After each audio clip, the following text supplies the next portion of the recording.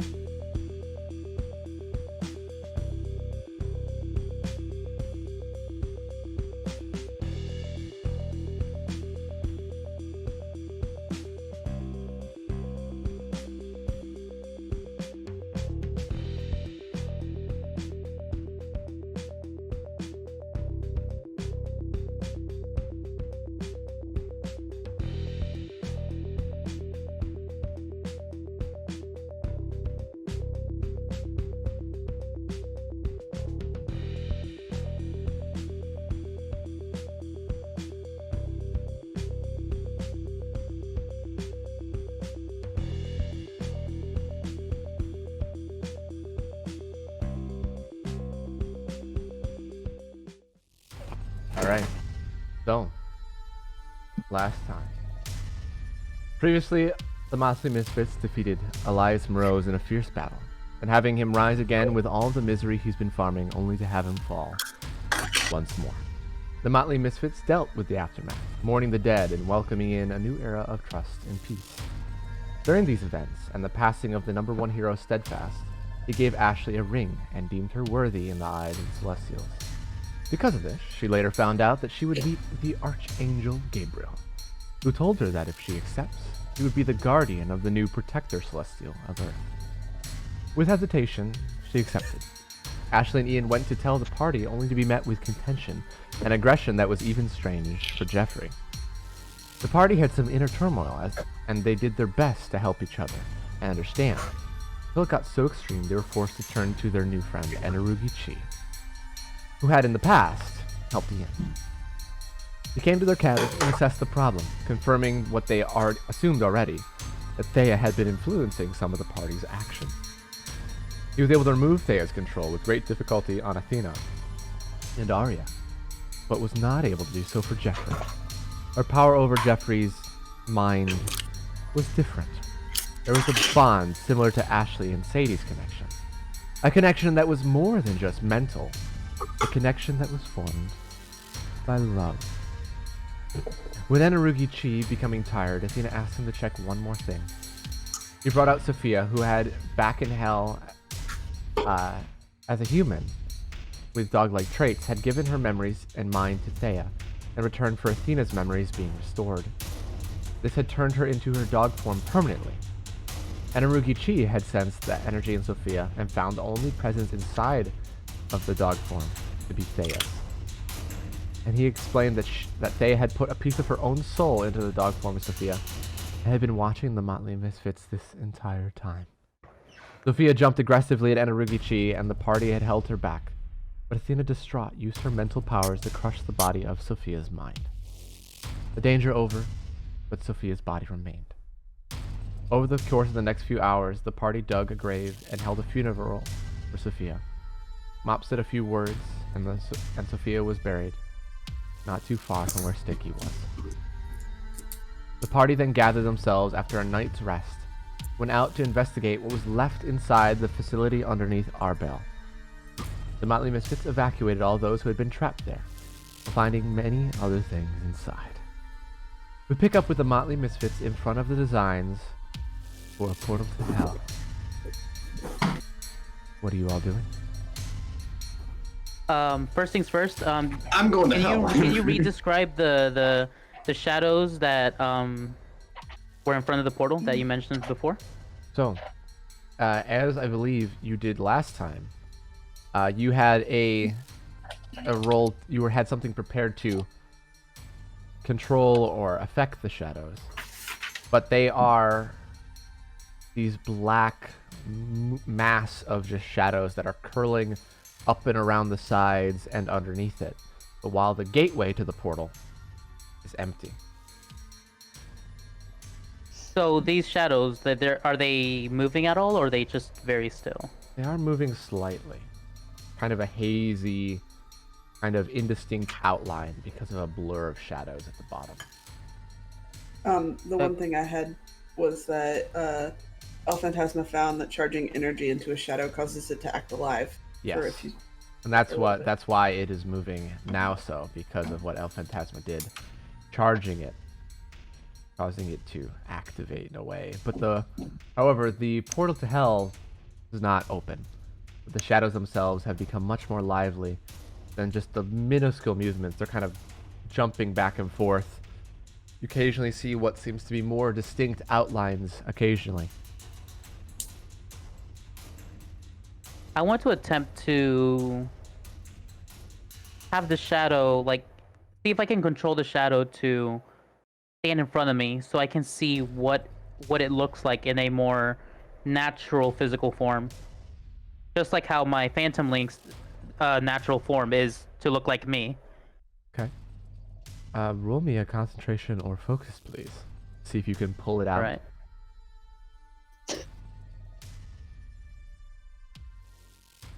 21. You see, as you're focused on what's there, urging it to come forth. You see that the shadows, almost like they're magnetically pulled to a point that steps forward. The shadows partially lessened as they do so. And you see that a figure with no facial features, only the pinpoints that you realize aren't actually eyes or lights where the eyes would be, but holes that appear as eyes, giving you the facade, but you're actually seeing straight through the room behind it that's slightly lighter. Okay. But no facial features. A form that has what you would count maybe 4 to 6 arms, maybe more, maybe less. At times the body is shifting and not really solid despite being drawn out. It's fluid, it changes, it shifts, but it has a slightly lankier, skinnier humanoid form that is at a physical shadow that's walking towards you, opposed to being attached to any one surface. It stands about 6 or so feet away from El Phantasma, standing about a foot taller than himself, just waiting, apparently watching. I'm gonna look back to the party and just be like, "Ten cuidado, be careful. These shadows have they're sentient." Really? What do you mean by that? Sure. With a little bit of charged shadow that I provided, they seem to have gained a mind of their own, per se. Do I sense a mental presence from them? You sense You seem like searching thought or something? You do not, actually. I don't see anything. Nothing, no thought process. Can I try something? Yes, you can. I don't know, I haven't tried this before, but this is a good crux moment for Ashley to be like, I've never tried this before, but I guess I'll try it now. Okay. Can she do an inspired action demon sense Okay. on these shadows? Oh, Push- it's kind of in the area effect because she's gonna see Pushing if for there's those anything. shadows. Because if purposely? El Phantasma shadows also come across as any hint of demonic, she'd want to know as well, which is why it's more of the area effect the demonic sense normally does anyways. Okay. But she's gonna do an inspired action one because this might be something that she wouldn't naturally have been able to notice, but she wants to see if there's any hint of demon in it. Okay. Roll me a demonic. Sadie is demonic. Inspired action. Sadie's demonic. 24. So concentrating on it, the eyes flash and the colors change to that blue hues for a second, and you see that there's a slightly different amount that you sensed before. The ones that are in the facility, different areas you sense with blood sense and things like that, but this is different, kind of combining the two abilities. You've noticed that this shadowy creature, only a small outer layer of it is demonic, and that's probably what's making it sentient. But also something you didn't really notice as much before is there's the kind of same outer layer that's forming that connection between El Phantasma and this shadow demon. It's gonna take a couple steps back, and you'll see this visibly El Phantasma that she's looking between you and the shadow thing, and then trying to think. Like her brows are furrowed. Ashley? ¿Qué pasó? What Um, happened? You're a demon too, bitch! Oh, fantastic! Can you put out one of your shadow men or do something really quickly? Okay. He sends out a phantom link. As they summon, and you sense that again, you see that's a similar kind of connection.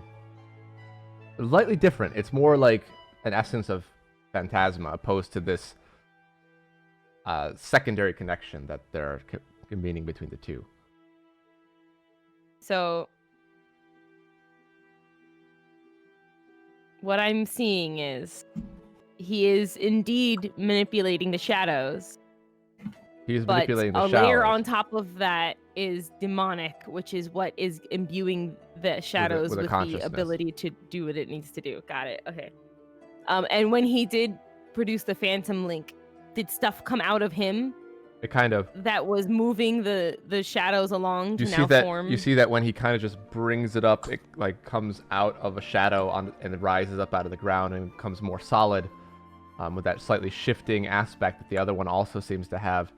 You see that that power is only activated because of him, because he's charging another shadow, which is giving it that life. Okay. But he's the one that's producing this demonic energy that is charging the yes. Phantom It's very Links much to honed do the in thing. on the blade, though. He's not demonic though. When I'm doing this, When you this sense inspired demon, action, either demonic. he's too high a level of a demon for you to sense, or That's what he's I said, not a with this- demon. With this specific inspired action of looking at demons, demonic sense that I wouldn't normally be able to see, is El Phantasma coming up as demonic? Not fully. Like there's a portion You said of not power. fully, that's what I when wanted to he's know. using his Okay. power, it's the power that he's drawing from seems to be demonic. Well, he's not a demon. Got it. Got it. Okay. Neat. You said Told it you. was focused in the blade. More so, yes. She's gonna start chuckling. Ashley? Are He's you- you're sorry to break it to you, El Phantasma, but I think Sadie's onto something here. Whatever energy you use, whatever you're doing with these shadows is demonic. I don't know. I never looked, but you seem to have the energy. You seem to be able to manipulate the demonic energy to give your Phantom Links their life, or in this case, make that move the way that you just did. I mean, it might have something to do with that blade of yours, because that's really, really demonic, but The blade would make sense. He stares at you for a second. That actually makes sense. The blade that I wield is the same blade that I got my power from. And it is a Of course. demon tooth blade. The blade itself is a tooth from a demon.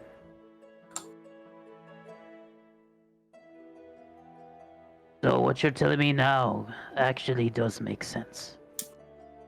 So he's not a demon, but he has the powers of a demon? He's, yeah, Okay, the easiest way I could put it, I guess. gotcha. The last thing I need is being accused of being one of you creatures. But you're using our power, and you wouldn't be the way that you are right now without it. But he's technically not wrong.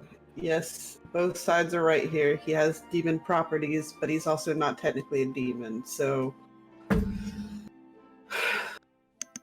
Either way, is this really important right now? We need to finish this so we can get out of here. I need to figure out what these shadows are doing here. That's why I did this, so it actually is very important. Definitely something demonic. They must have been messing around with things that they shouldn't have been messing around with. Seems And just not whatever they were worth- trying to make here. El Phantasma notices it more Yes. first before anybody else, as they were messing around with demon things they shouldn't be. What Ashley just said, the shadow nod. Slight, very slight movement. I want to go up to the shadow. First, gonna look back. Stay back. I don't know how this will go. I'm gonna roll an inspired action, Okay. and what I want to do is do a reverse start control, where instead of me possessing it, I will have it try to go into my mind, so I can sense anything that's possible in terms of like memory, maybe, or anything if it has seen, or anything it has felt, touched, or any of Okay. that. Roll me a demonic as well as a mental or ingenuity. Oh, he's rolling a demonic. That means he's a That's a demon. deafness. But My bad. let's see. Hold on. You rolled a 5. What's the plus of demonic? plus 12, 5 plus 12. 17. 17. So 17 total. You roll an 18 anyway, so 14 on ingenuity. You see that. You see for a moment as El Phantasma steps up to the demon. Hi, Kier. Well, I'll catch you up in a second. El Phantasma kind of steps up to the demon and raises a hand. It kind of does that the same, meeting the point. You see, as they do, there's kind of a swirl, and El Phantasma gets sucked into the shadow. And then it kind of jolts up and becomes slightly more solid and humanoid. In the meantime, El Phantasma, you're seeing a bunch of images flash before you. You see the room itself. You hear people working. You see it lowly lit. You see the construction of the gate, the hell portal that they've been making. You see that it's then completed. People cheering and Elias Morose giving orders and instructions there. And then Elias Morose, as well as other doctors and scientists in hazmat suits, trying to power this thing and it failing. Once, twice, 3 times, 4 times, and then after the 5th time, on the 6th attempt, you see that they get it open for just a moment. Before the whole room explodes and everyone but Elias Morose is vaporized, turned to nothing, while he is terribly injured and smoking, his demonic side, the inkiness that you saw coming out to protect him. And standing in front and around the portal is the shadow of the mind that you're inside of. You see it all for a second in split images, seconds long at most. And then you see El Phantasma forms start to overtake the shadow that he just stepped inside of. And then it forms to him, his skin black and dark for a second, his eyes black as well, before it just fades back to the normal visage of El Phantasma, and the other shadow creature is gone. But there's a slight black shadow that's seemingly around his outline, almost the exact opposite of what you've seen, the white outline of Enaruki Chi. So That was I'm something. normal. I'm normal right now from my perspective. From your perspective, if you look down at your hands and your arms, you see that around the outline of your form is just a slight black line, like a slight fuzzy glow of black. It's hard to glow with black, obviously, but just that fuzzy outline of And it's just permanently there. Like it's not. Is it affecting me in any way? You feel like a kind of vibration if you kind of put a hand or like squeeze or pull at it, and if you were to pull away at it, you see that the shadow kind of pulls away and then snaps back as it's inside. And with of you. my inspired action demon sense still going off, what do I see? Anything you see that he just interesting, weird? he just consumed the power of the shadow. Oh, okay. So Cortez, not really knowing what's going on, he is gonna walk up to Athena. Athena, the shadow gave me some images in my head. I need you to share it with everybody if possible. Cool. Inspired share. Okay, using inspired action, just drop that down. You've done this enough times at this point. You see Athena protects those thoughts outwards, experience them as well. Those very short cuts of images, of sound. And then, with the portal, it being created and then exploding as it short circuits. And Wow. people being destroyed. The charge of that explosion, however, you all notice, went into that shadow, and that's why it was there waiting for you. Like a demonic keeper. They weren't able to get in, No. and they lost their lives for it. I guess that's another way to get in, huh? What is this shadow, though? We didn't really get much information on it. Well, Is it a it's demon or in was it... El Phantasma now. Maybe you can do something. It's a bit Learn a bit risky, more but about it. I will keep it on me for now. It could be used for researching purposes later. I could attempt to try to figure out what it is, if you want me to. He doesn't have a mind, as you said. It had a Just mind memories. if But it maybe has a memory. or just to see a few seconds before the portal. Maybe I can get a glimpse as to what this thing was. I can certainly try, but I cannot promise you anything. No, I could do it. If it's attached to you, its mind is connected with yours, probably. And Cortez stands very still with his eyes closed. He stabs you. Okay. No, I'm gonna attempt to do a searching thought, but latch on to the Overload. shadow. Okay. Overload him. Do it. He's vulnerable. Roll me an ingenuity or mental, please. Eh. 39, a good roll. So you see as Athena, you reach out, you see that it's almost as if this secondary force doesn't quite have a mind of its own. You're not, as before, you're not really sensing a consciousness. It's Okay. more of a presence. It's more of something that the demonic power that similar to El Phantasma's Phantom Links is just there. And It's not the with him. cognitive. It's not the aspect. cognitive thing, but it Okay. seems to hold the memory of what has happened because that shadow has always been in the room. Okay, does it have a memory of just before or coming through the portal? It didn't come through the portal. It would never came through. It was only the energy of the portal that created this. Gotcha. There was no Okay. demon that created this. This the demonic energy of the portal creating and Okay. failing. Gotcha. The portal, Athena would relay this. The portal is what created this. It's the demonic energy that was being summoned by the portal that went into the shadow. So all it remembers is what was happening in this room. It wasn't created until the portal exploded. Yeah, none of these shadows are actually demon. It's just the demonic power that's moving the shadows that's Yes. able to give them the Nothing- energy to do what they just did to El Phantasma. Nothing came through the portal though, that's the important part.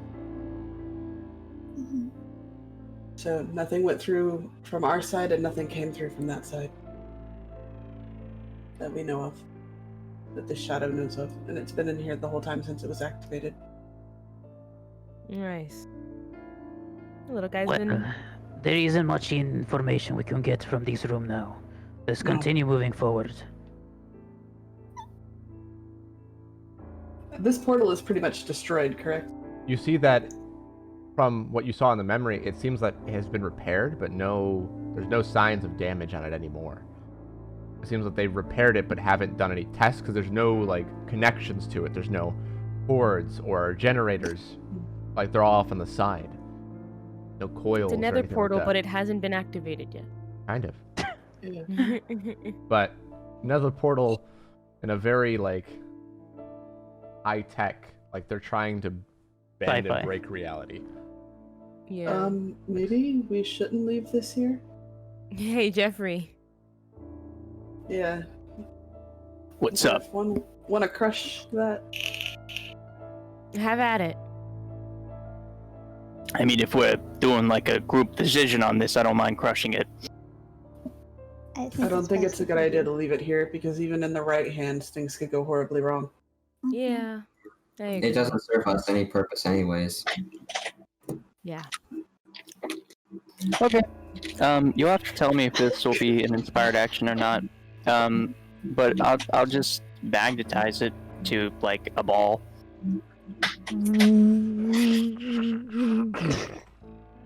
Nice. Kind of just reaches up one hand. Are there any Can I use that material for shards? Yeah, if there's a lot of material there. You get like, if you break some up into shards, you get 60 shards. Yes. Hell yeah. Hell yeah. Were there any notes or plans or anything detailing this out? Only thing that was there were the blueprints for the portal.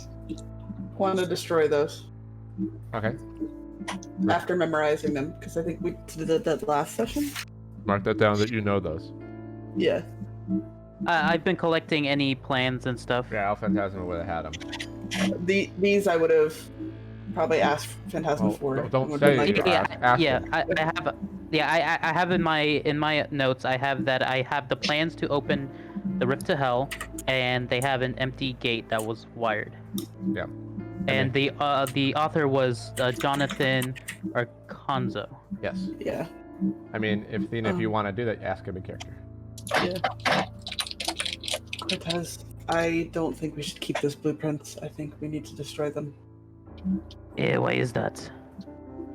If they fall into the wrong hands, it could be devastating.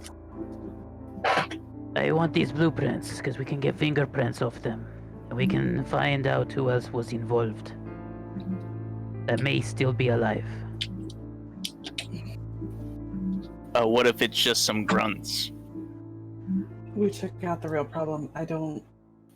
And we have a name of the lead. I think we'll be able to find him.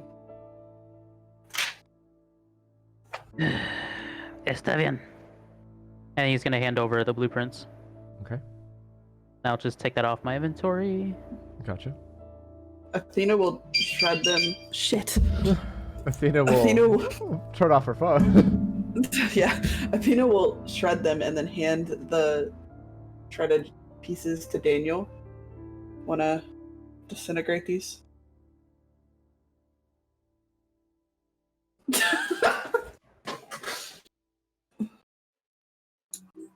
Let's just hold on to them for now. Daniel? Come on, let's keep going. He proceeds to walk off. Confused. I follow Daniel. Yeah, confused face. And then follows Okay. Ian and Daniel. So Daniel, you find yourself walking towards well, let me get my notes. Athena will completely shred them into atoms then, I guess. Okay, that was going to be another inspired action and a concentration or focus. Okay.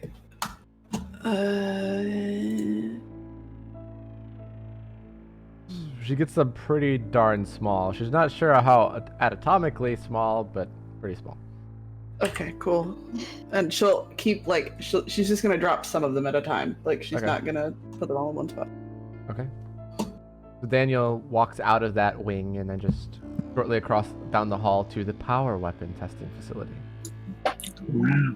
A large warehouse-looking section with a number of chambers inside of that don't quite go all the way up, but like these columns of that seemingly have the ability to close off for testing that are maybe 60 feet around these columns, and they have little pedestals and different tools that they could put in the center that are all made seemingly of glass. As you see, one of them is closed around a couple others, and then there's a large vault in the back.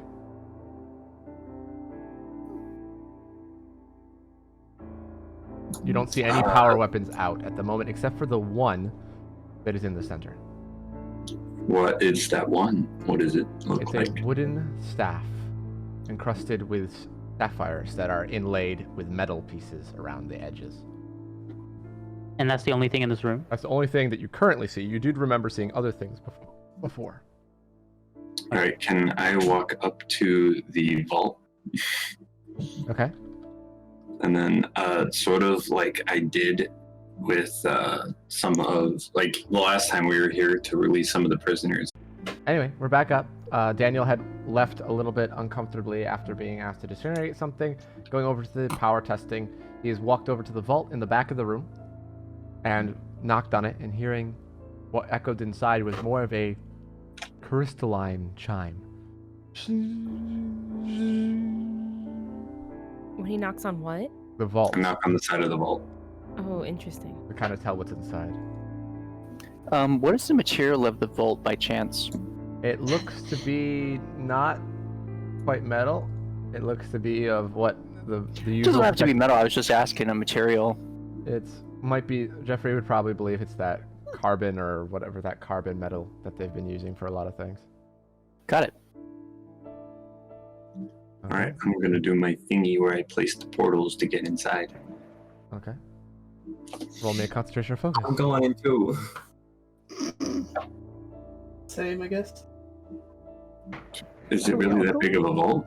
I was like, are we all going in? Yeah, I It's a- thought it was a huge. it's a Is it a pretty- huge vault? It's a pretty decent sized vault. It's not like Oh, okay. Interesting. like as big as the Yeah, I room, but thought it's like probably a good 15 by 20 feet with about. I thought it was like one of those 12 Tom and Jerry square safes. No, like Like a bank U-Haul vault, van. like bank vault, U-Haul van size. Okay, yeah. Like larger U-Haul.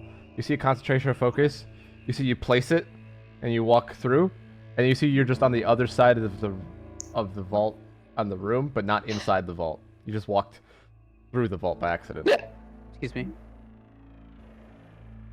Can I just start like breaking down the doors and like collecting them all and like just gonna put them down in As a pile? Daniel is confused and thinking about it, Mop just roll me an athletics. I can do that. Athletic. I know where that is. 40.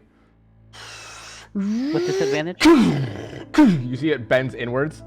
You see that they're about 2 feet thick, and Mop made with one blow made an area that someone skinny could probably slide through, or at I'm least skinny person. put a portal down on the inside and one on the outside now.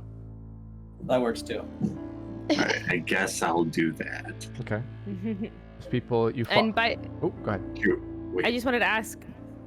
I think it's kind of obvious, just because Ashley's been making sure that, especially since we're on the demon level, that we're not walking into danger here when it comes to demonic stuff. That she's heartbeat sense and her demonic sense, since we're on the demon layer, to be like, oh, maybe don't go in that room because that's a demon in Yeah, there. you're but... good. You're good. And there's nothing Okay, cool. inside this vault that would indicate such. As people As- walk in through the portals, I'm gonna be smart and just go through the dent that Yeah. Steiner made. And Yeah. like, if there's demon stuff, that's fine, as long as there's nothing with a heartbeat that's moving around, Yep. because that's what I'd be more worried about. If it's a demon I'll let you know. tooth blade that we find in there, then it's like, Oh, you know, you know what I just realized? the double blades. Is this the next day after we did the whole Anarugichi stuff? Yes, you would have Yes. gotten Alright, your so- exhaustion. Okay, just I scrolled down. I'm like, oh. What is it?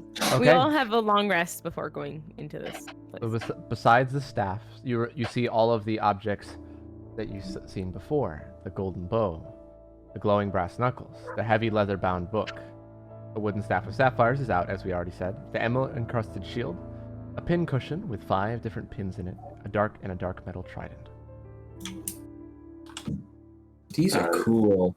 Do any of them specifically call out to me? Nope. First off, no. Mm-mm. All right. Wait, one second. Except that nose ring.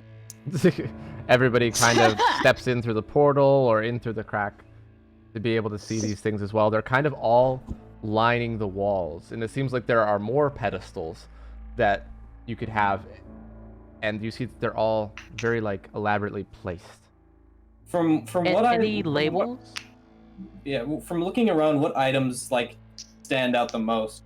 They all stand out in their own way. They're, even if they're dull, like the metal trident that seems to be old and ruined, there's kind of an aura around it that commands the attention. You're kind of pulled through these various items as you look I was at gonna them. say, is this reminiscent to us being in hell with all the Yeah, that's what I was It's- thinking. items? but even more so, Okay. they pull at your eyes, they pull at your senses. Like even when you look away from them, you know they're there.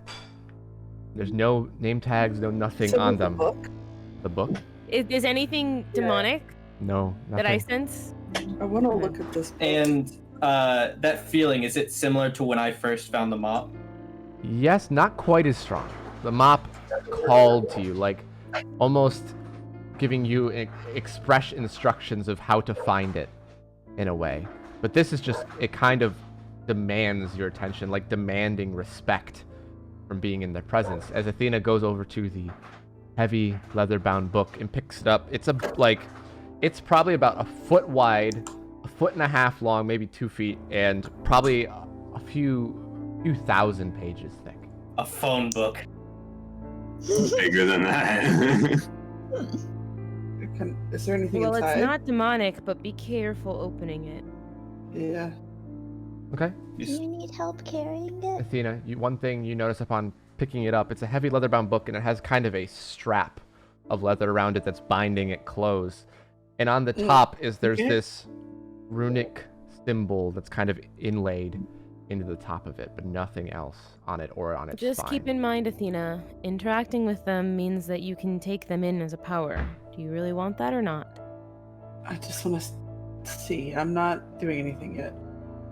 But the act of opening it might be what does it. Yeah, I know. That's why I'm not opening it yet. You see that, Athena, Do you need help carrying it? this book is heavy. It's probably like a good 60-pound book. Yeah. Kind of looking over at everyone else to see what they're doing, but Everybody- just examining this book. Question. Yes. Back in hell, because I would know a little more about how like the powers work and everything, especially when they're in their item form and whatnot. Mhm. Would I have learned if there's like a way to completely destroy them, or even a theory of how to destroy them? Roll me a history. Okay. 22. You remember a conversation that you and Thomas once had, that upon a similar vein of conversation, a very, very long time ago, and you would remember that there's no way that he knew to destroy them, and he knew a lot about the demonic realm as well as how powers work. He said if an item is even able to be destroyed, it supposedly shows up back in hell where they can collect it again. I see. Okay. I want to do something. Okay, what do you do? That's okay. I'm a Yeah, so anyways, what I Zood, stop it. okay. We got distracted by baby.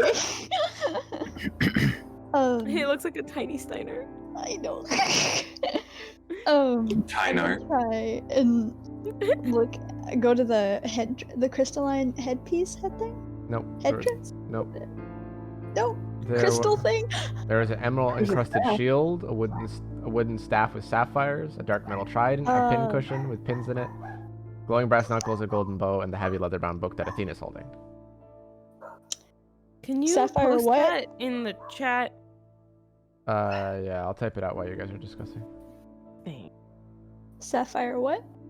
Staff. Sapphire encrusted Armor? armor staff. Okay. I think we all know what Daniel's purging now.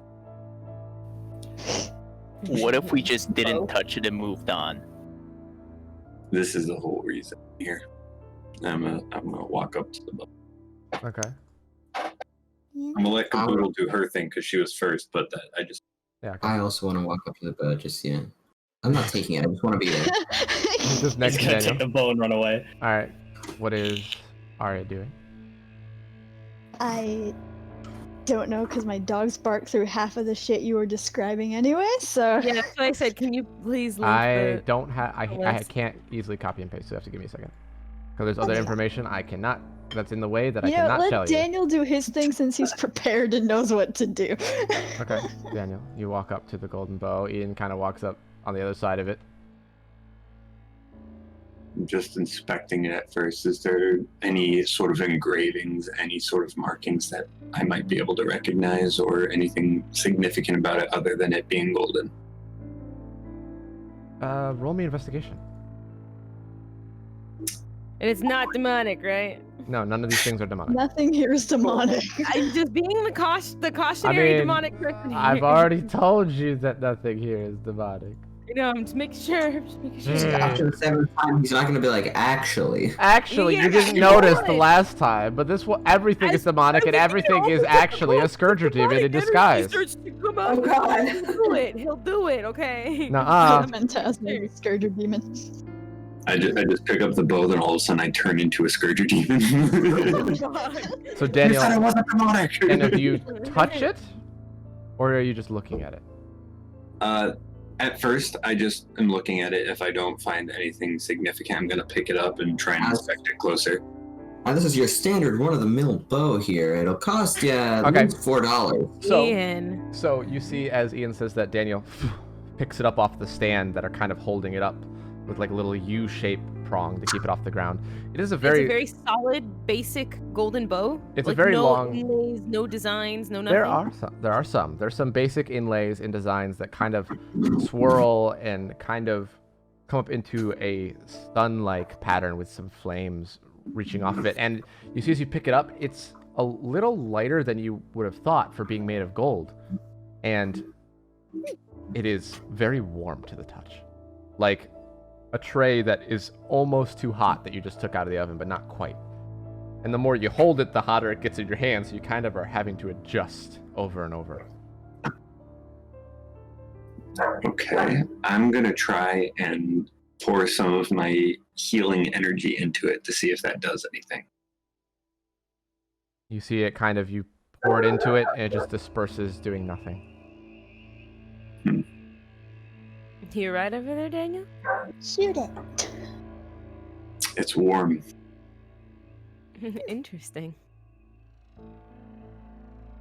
Is Uh, this- I'm going to adjust into a position, and then I'm going to just pull back the string, and I'm not going to dry fire. I'm going to just pull it back, Okay. aim down it, and then bring it back. And slow release to not dry fire. It completes your elf costume. I think it looks great. You'll be ready for a Oh, LARPing. that's sick, my guy. Did Bob say you'll be ready for LARPing? Not my thing. Sorry, out of character. What is LARPing? Basically, Well, Live action roleplay. basically you go Okay. you go to a place and you fantasy roleplay, and it's And hit people with foam Oh, okay. swords.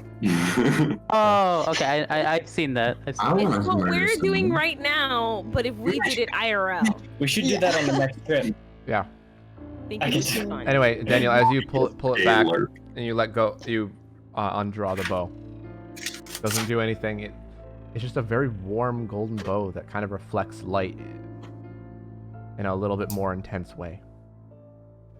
Maybe Okay, I want to try an inspired action. Okay.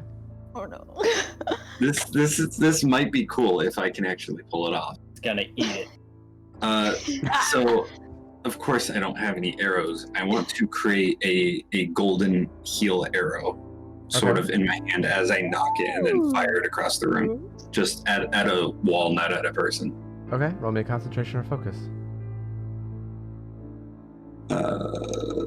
What's my concentration? Oh my god! You see- Literally, I rolled. Roll me 260. a dex.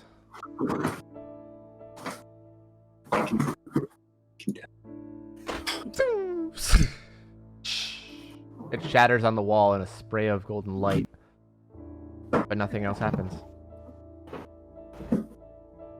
Was the golden light the bow golden light, or was it his healing his golden healing. light? Oh, Did you just that's kind of cool. across the room? Can I do it again, but shoot it at Mop?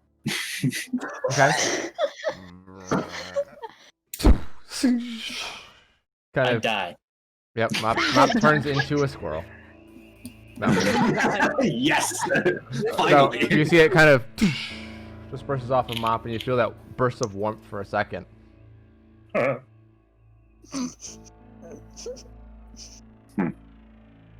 You can tell. Maybe Daniel- we Wait, shouldn't wait, mess it with felt this good? stuff. Did it heal Mop? Sorry, I felt, completely missed it that felt, part. It felt okay. He doesn't know. Mop's not injured. It didn't hurt him. Oh, okay, okay. As Yeah. Jeffrey says, maybe we shouldn't mess with this stuff. But If maybe he we wants to should. go- I feel If more he wants to go, comfortable. then he can bring the bow. But I think we have a lot of other things we need to be doing right now. Come on. So, Couldn't you pretty just much use I a don't get the regular chance bow? if I want to. I'm gonna completely ignore El Phantasma, and I'm gonna put the bow on my shoulders if it gets. Hope that it doesn't get too hot. It's like a little warm, but through your clothing, it's not that big of a deal. Every once in a Alright. while, it will like brush up against your neck, and you're like have to adjust it quick. But I hope you know that that's evidence that you're taking. I was given permission. So was this. I point at the mop. Okay, now I know what I'm gonna do. okay, what is Arya Same. doing? Once I'm just gonna walk up to Pincushion Okay. and just stare at it. Am I able to get a feeling of what the power is? Just staring and getting a feeling for this Oh my item. god. Roll me an Arcana. You might want to not watch a- that one though, Jeffrey. I say, pointing at Arya, who's intensely gonna looking at a touch it. pincushion. I'm not touching it. Yeah, I turn into a just fucking wanna porcupine see. along with a dove. Oh, you're seeing it. You're seeing it, all right. I just want to know if this is something. If my roll 20 can load, that'll be really great.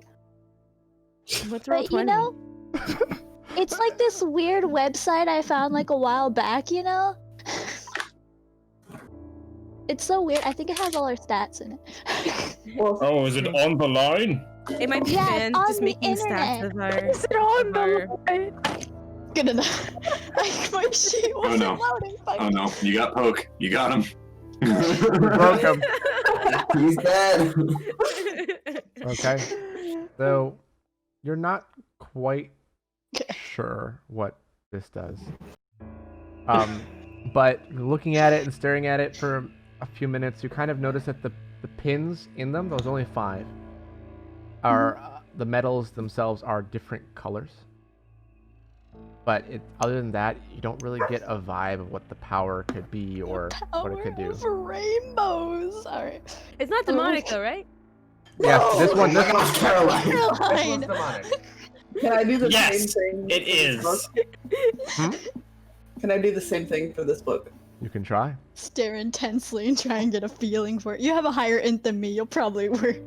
Arcana? You can certainly try. 21.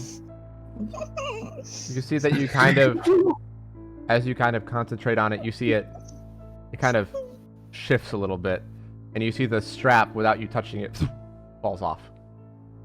I didn't touch it. Everybody- Jesus Christ, can we not mess with the magical objects? I'm gonna go mess with a magical object.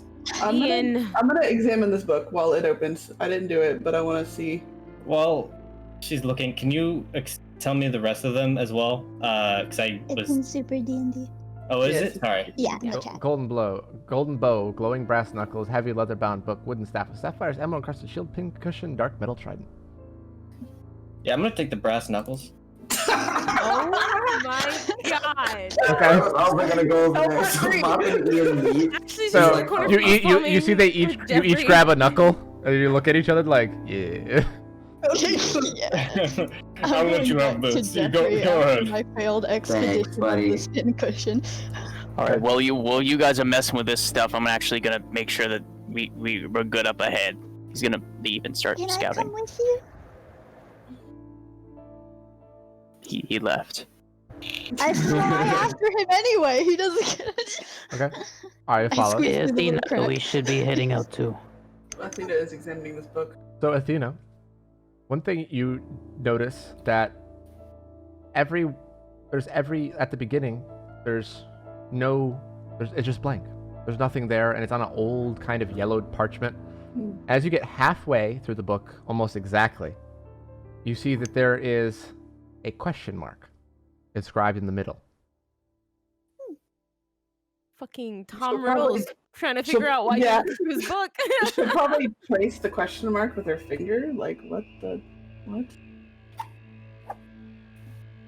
Try talking to it. Oh.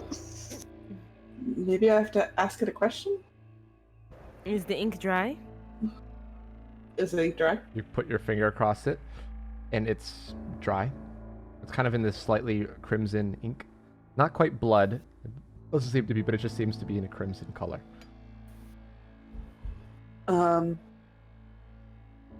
What am I supposed to do? And she'll reach out and pull a pen. Okay. Because she probably has like her notebook and stuff. Okay. You pull it out.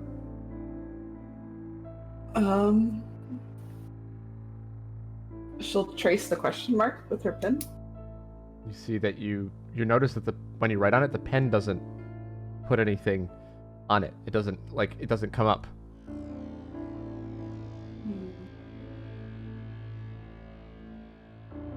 Then at the top of the page, she's gonna write the question what am I supposed to do across The- the top? Whatever you try, the ink doesn't come out of the Right. pen onto it.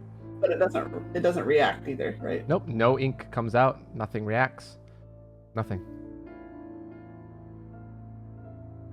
Hmm. Athena, we should probably head out now. It's red like blood. Why don't you prick your finger? and Yeah, have I that? was about to do that. I have a knife, a pocket knife. Okay. So I'm gonna. What the fuck are you three doing? I'm gonna slice my finger a little bit. I am and not try gonna let to- that happen. Okay. Try to write the question in So blood. El Phantasma comes up and kind of grabs your wrist as you're about to your finger. What do you think you're doing, Athena?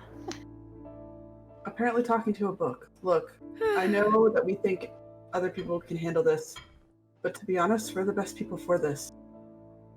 You weren't exactly with us in that time, but we've dealt with similar situations to this, and I kind of want to know more about this stuff before we let it into other people's hands.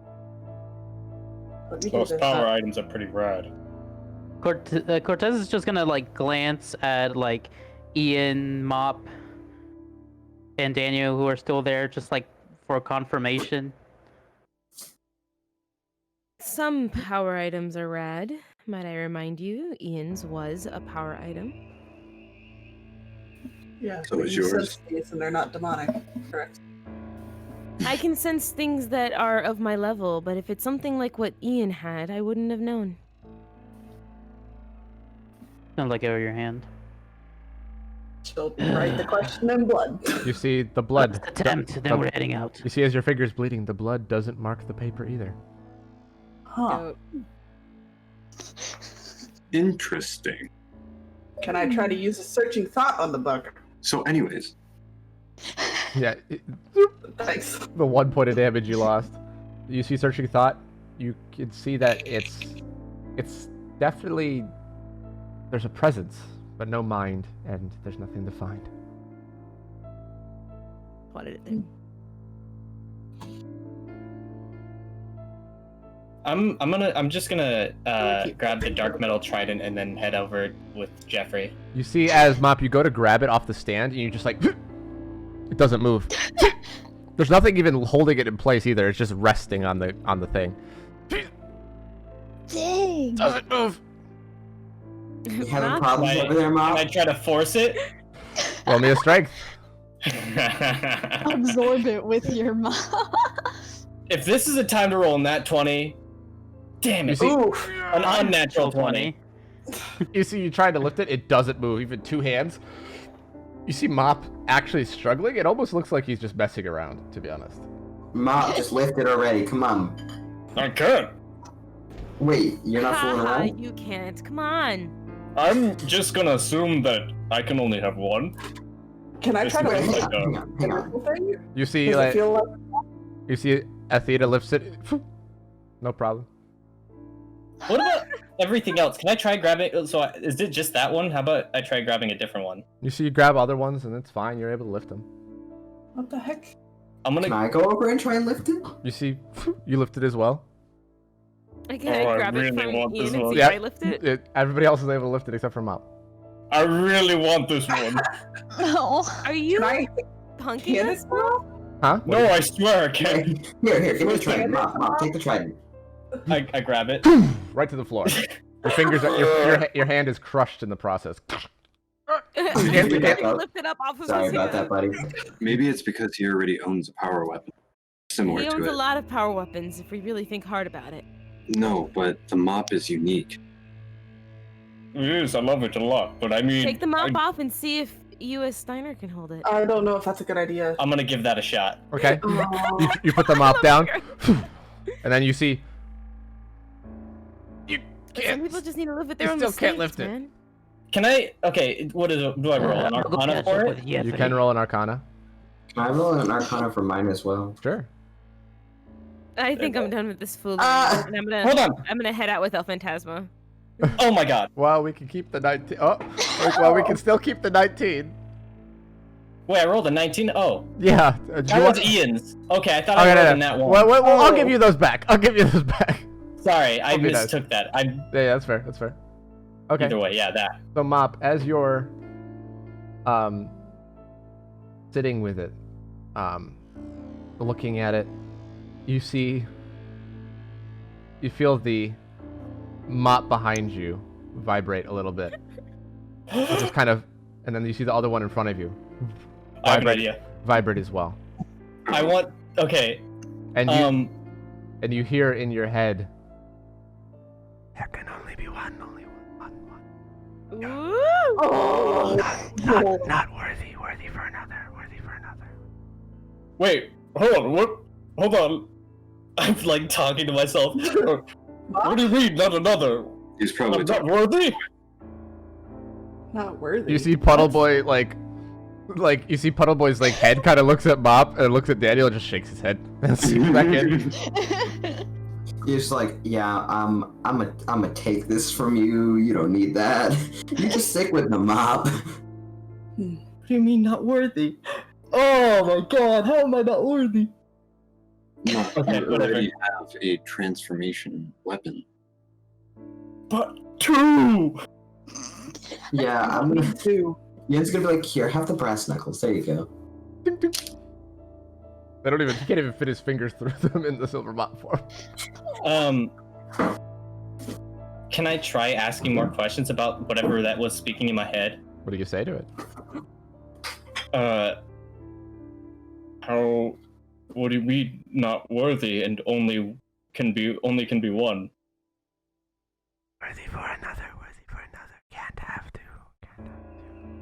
Only worthy for one, Okay.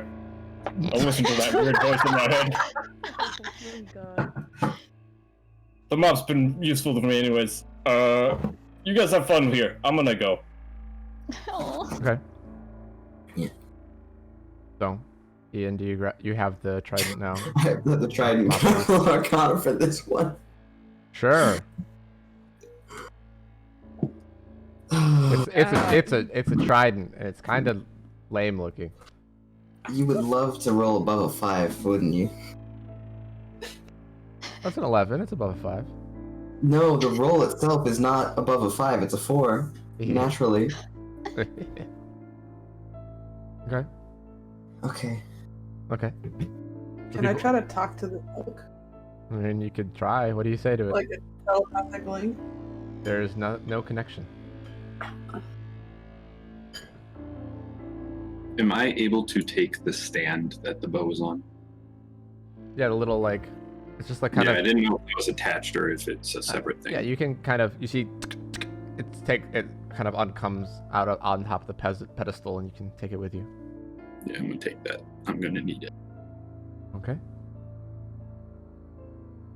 Why doesn't this work like the rest?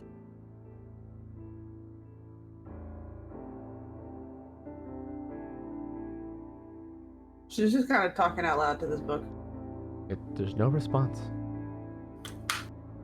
Is there anything else in the book, or just that question mark? You see that directly after the question mark on the next page, and directly in the middle there's a T. Okay, and the next page? An I. TI. Okay, next page. Blank page. Next.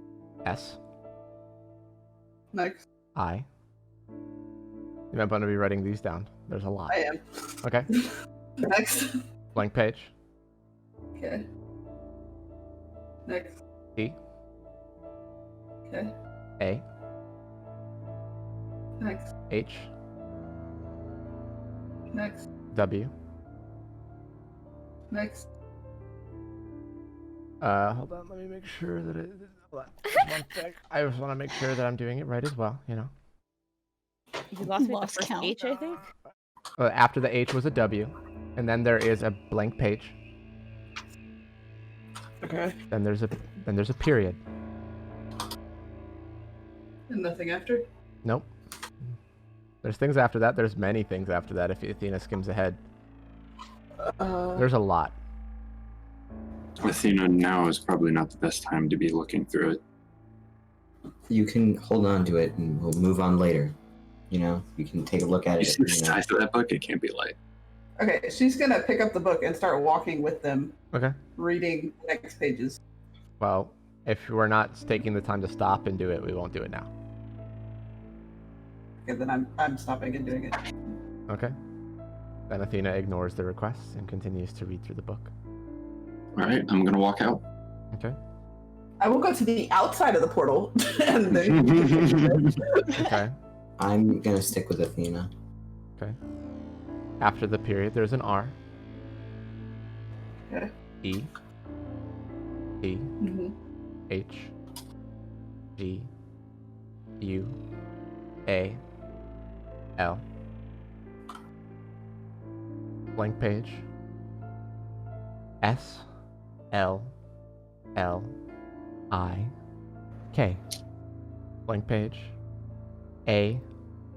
N. D.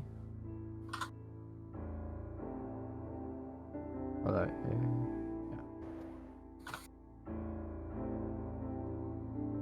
Wait, yeah.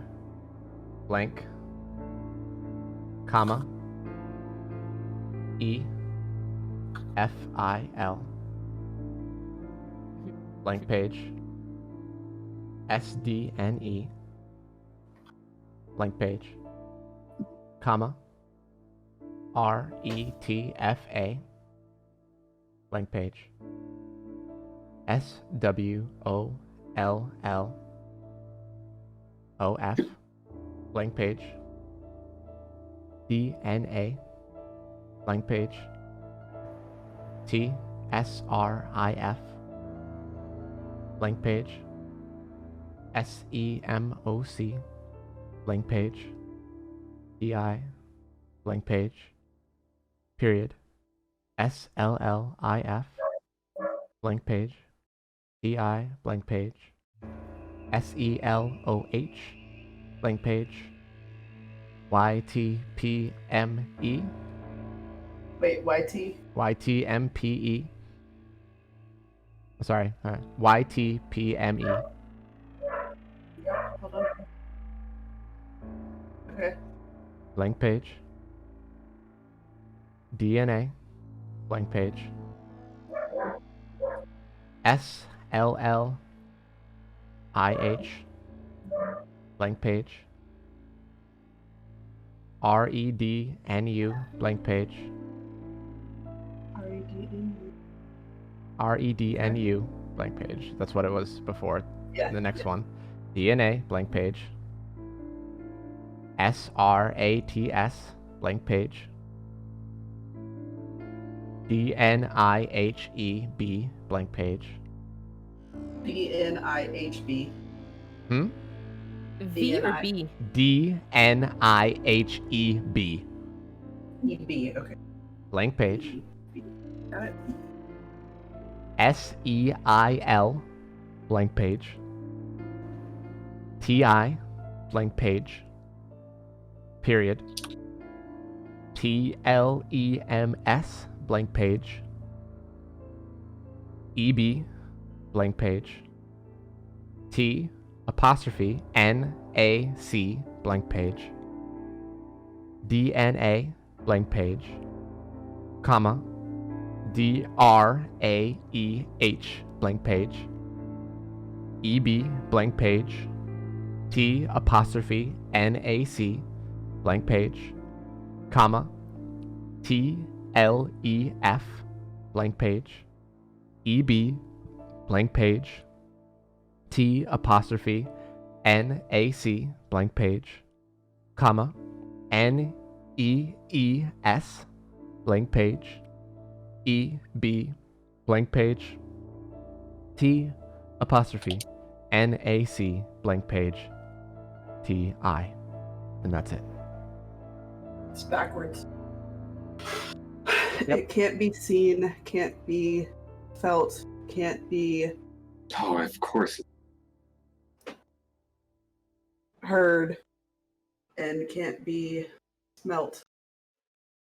It lies behind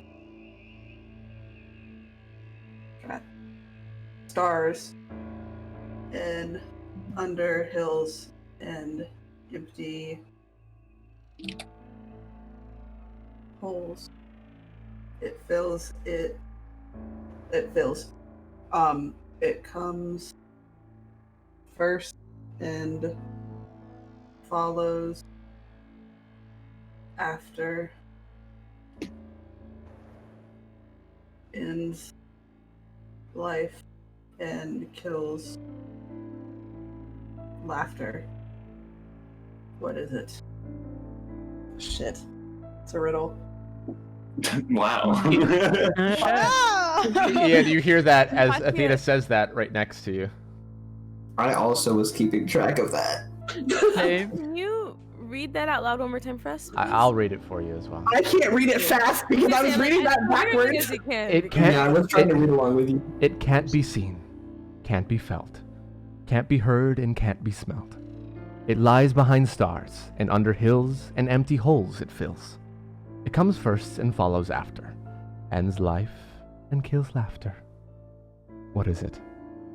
I know it. Love. I know I it. have an idea. Wait, did you say love poke? What the fuck? It kills laughter. Hey, Colin, Yes. Can we can I make do a it? quick search on the internet to make sure that it doesn't exist? You see that Ian is searching it up on the internet, and you just I put will the go whole riddle. You just investigate. put the whole riddle. Yeah. You just see that there's a bunch of places that have used a similar riddle. I'll look into this with a search engine if I have to. Okay. Ian figures out what the answer is. Can I make a guess? Because I think I know what it is. Was Daniel there? I thought Daniel left. No, just me personally. I mean, don't say it out loud. Wait, Keep it wait yourself. till they, wait till they Alright, figure it out. You'll just be like, I'll let you take a crack at it.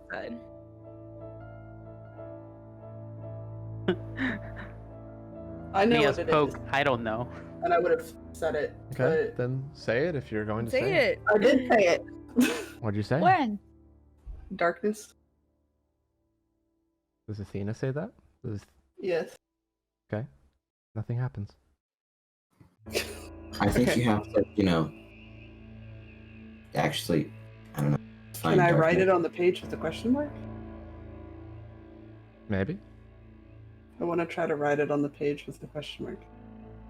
You see, scratches it in, and you see the book slam shut Oh. and then glow. Oh shit. What'd you write? Darkness. And you see the book, What zoom is that face for? and you see it shrinks. You see it shrinks down to about a pocketbook, in a very modern version. She'll pick it up. It's very light, easy to hold, easy to store in a pocket. I think you just got a power weapon. What? Just, I think it's yours now. So, have fun with that. Yeah, no kidding. Let's catch I up mean, you with wanted the others.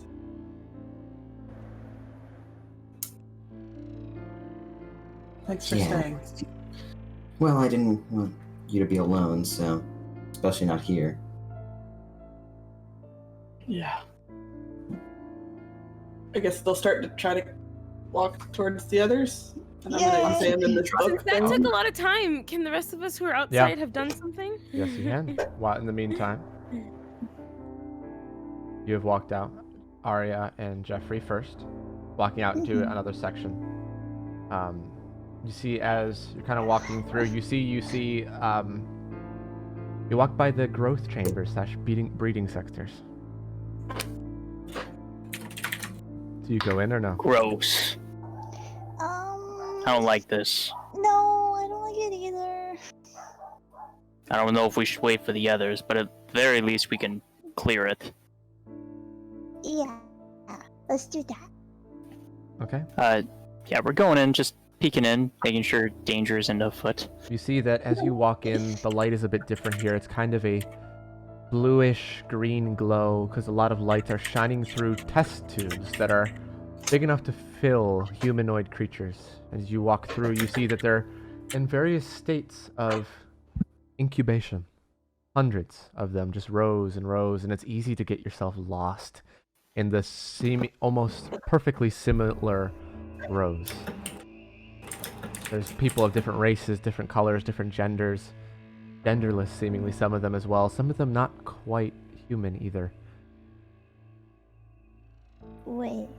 But they're all attached with cords in their base of their skull, around their chest, around their genitalia region. This is like out of character question. Yeah. But we know about Giaro. Do we know if she was rescued or not? Not at the moment. We don't know at the moment. All right. While we're peeking in, I'm just gonna try and see which one looks the similarest to both Silver Lady and Clay's genetics, because I don't know in character what the kid looks like. Investigation. Where is it? I'm investigating my investigation. Where is my investigation? Just let me roll a perception check to find my investigation real fast. That's not a great investigation. You see, kind of looking around, there's so many people, and it's so hard to tell. There's a couple that maybe could be similar, but like you see one, and then you see another one that directly next to it that could also be similar, around the same. Jeffrey? Oh no. What? So remember, like with like Silver Lady and Clay and stuff, we don't know if they got their daughter back. Maybe we should keep an eye out. I can't find him yet, but just in case, if we happen to run into it, because we don't know if she's here or not, so. I wouldn't worry about it until we make sure we clear this place for the feds to go through. Okay. They'll have more people and more time. Right now we're just looking out for danger. Yeah. Is there anyone that looks like us? Roll me another perception this time. While she's doing that, I'm just going to passively observe to see if there's any like control panels or message boards or something that would indicate like where these all hook up to. You see that Jeffrey, roll me a perception as well. Okay, another 16 for Arya. You see, kind of looking around, you see there's a couple that are a little familiar to you. They look a little bit similar to people you know or yourself, but nothing too close. That's like, oh, that's exactly the same. Jeffrey, with a 15, you see that the wires and things like that go up for the most part and go towards the ceiling. And you see there's actually a couple different walkways that go across the length of the warehouse here. And you see that on the side there are ladders that can take you upwards. I'm gonna skip that. I'm just gonna magnetize my armor and float up there. Arya, you look around behind you and you see Jeffrey floating up to the ceiling. Where are you going? There's walkways up here. Keep looking down there. Okay. Shout if you need me. I'm gonna just... El Phantasma and Ashley get there? Yeah, Since they left not far after. I was just about to say. They come over. And that you enter into their kind of hearing where they're coming from. And you don't... You could probably hear Jeffrey's Jeffrey's heavy boots. I've been heard this anyways, yeah. But you kind of generally have a sense of where they are. Wait, am I with you, Ashley? Not quite, no. No, not yet. No. Because I ghost-traded there. So... Yeah, I left with El Phantasma, and then you guys finished bow stuff and then left afterwards. Cortez is just gonna shout out, have you guys found anything in here that's useful? Well, we weren't really looking for anything. We were just more checking if there's any dangers. You're typing. Short answer, no. I could not hear you. There was this weird clicking in the background. No, we were just checking to see if there was any dangers ahead, and we didn't really, like, check the actual rooms in details as of right now. All the wires seem to lead up top. That. Are there any heartbeats in the room? None. I know that we have weird fetal test tube things, None, but... no active heartbeats at the moment. Got it. Since Jeffrey said that there are wires heading towards the top, he is gonna go. You said there was ladders, right? Yeah, you can find the ladder eventually and be like, oh. Yeah, so he's gonna go up as well Make his to way up. investigate up there. He wants to find out where those wires are leading to. There's nothing alive up there, at least. Ashley will say up the hole. Gotcha. She's not going though. She's staying with Arya. Ashley? Huh? Can you do me a favor? Depends on the favor. It's because I'm not really good at identifying stuff, but remember Silver Lady said that they had a daughter, and I don't know if the daughter is captured or not, or if she was brought back or anything. But these look a lot like them. Is it possible you can try and find her if she's here? Nothing in this room has a heartbeat, unfortunately. But I can see if I can figure something out. And also, oh, go for it. also, some of these look a lot like us. It's really weird. She points to one that kind of looks a bit like Ian. Not quite. A little bit different jaw, nose shape. How old are these things? It looks like an adult. Got it.